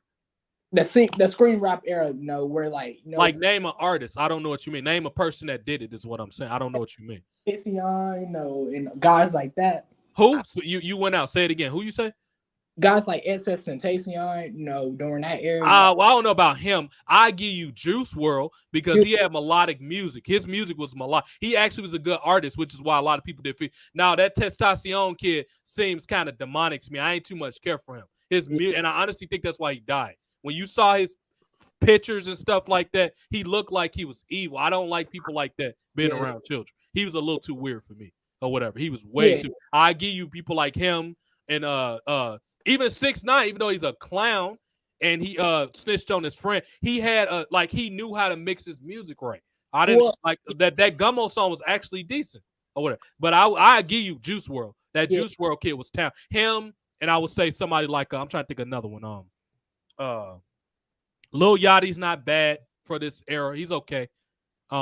And I'm trying to think of somebody that's real kind of experimental. Like a lot of OGs in the hip hop community didn't like it because it wasn't the typical gangster rap. But in my opinion, I liked it. It was something different, and it also and plus I'm a fan of rock music, and it also has stuff from rock music in it.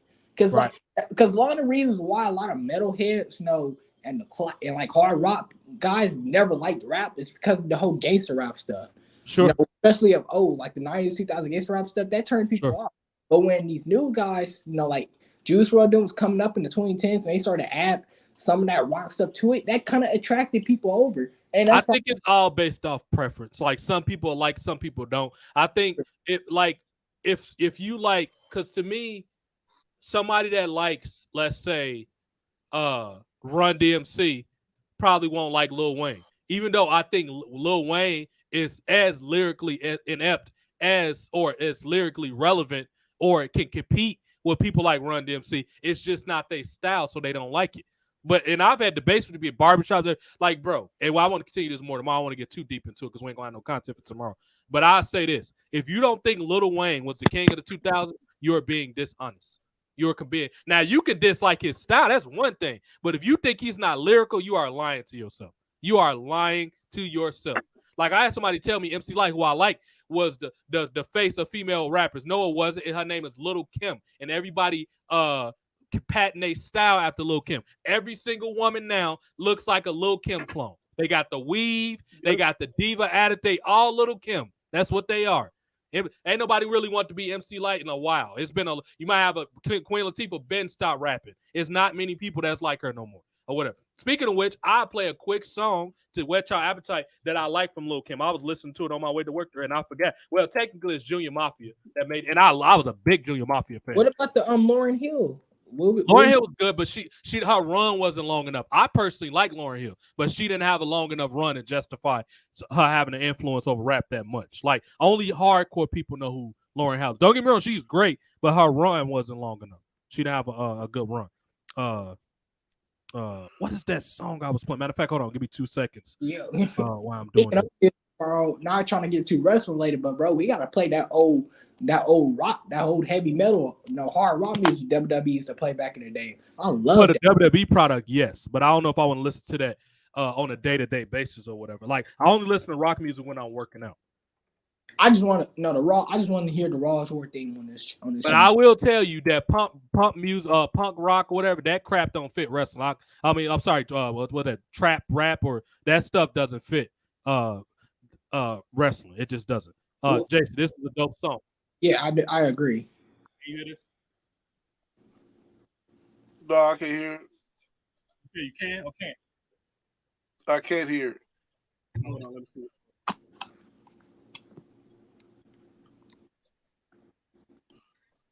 Can you hear it now? Nope. You still can't, my mic. Hold on 1 second. There was something I want to play. Oh, let me see if it's gonna do it.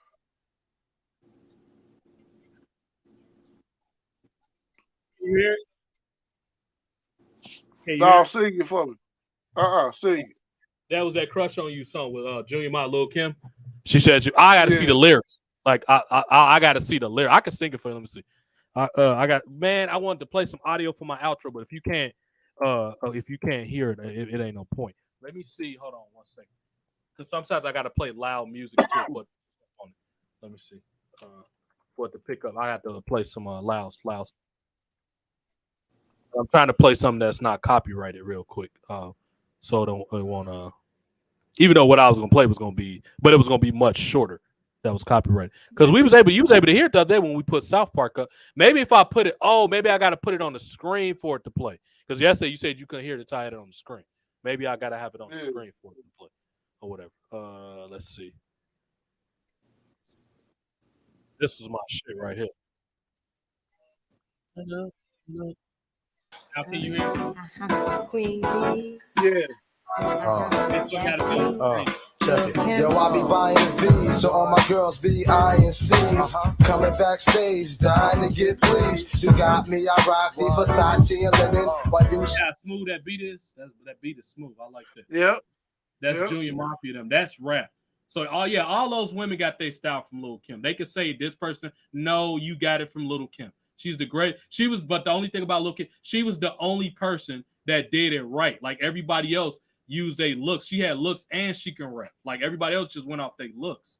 Like Nicki Minaj, her first album was good. Her first probably 2 albums. But ever since then, she just been a clown for, you know, the media or whatever. She's not the same person or whatever. But to all y'all clowns, to wrap up this video, this is what I've been wanting. This is what Omari and Jason, I want y'all to say to any of these clowns when they try to get stupid with y'all. This is what do a solo bolo. Which one is it, nigga? Like the kids with the 2 different cars, you stupid Man, ass shut up, nigga. You lying. stupid or something? You Like the kids with the 2 different cars, you stupid ass Man, nigga. shut up, nigga. You Are lying. you stupid or That's something? what you need to say to everybody. Did y'all hear that? Yeah. Yeah, these shut up, nigga. I love when he just went at him like I'm not trying to hit none of that. You just capping or whatever. That was hilarious. But yeah, I'll catch y'all on the next one, as we always say. I'm rich, biatch. All right. Well, like I said, music tomorrow around the same time, 8:39. Around that time, we'll go live again. Thank y'all to the crew. Thank everybody. We gave y'all an extra long one. We'll see y'all next week for inappropriate behavior, politics stuff. Tomorrow we're gonna do music. I'll talk to y'all later. Peace.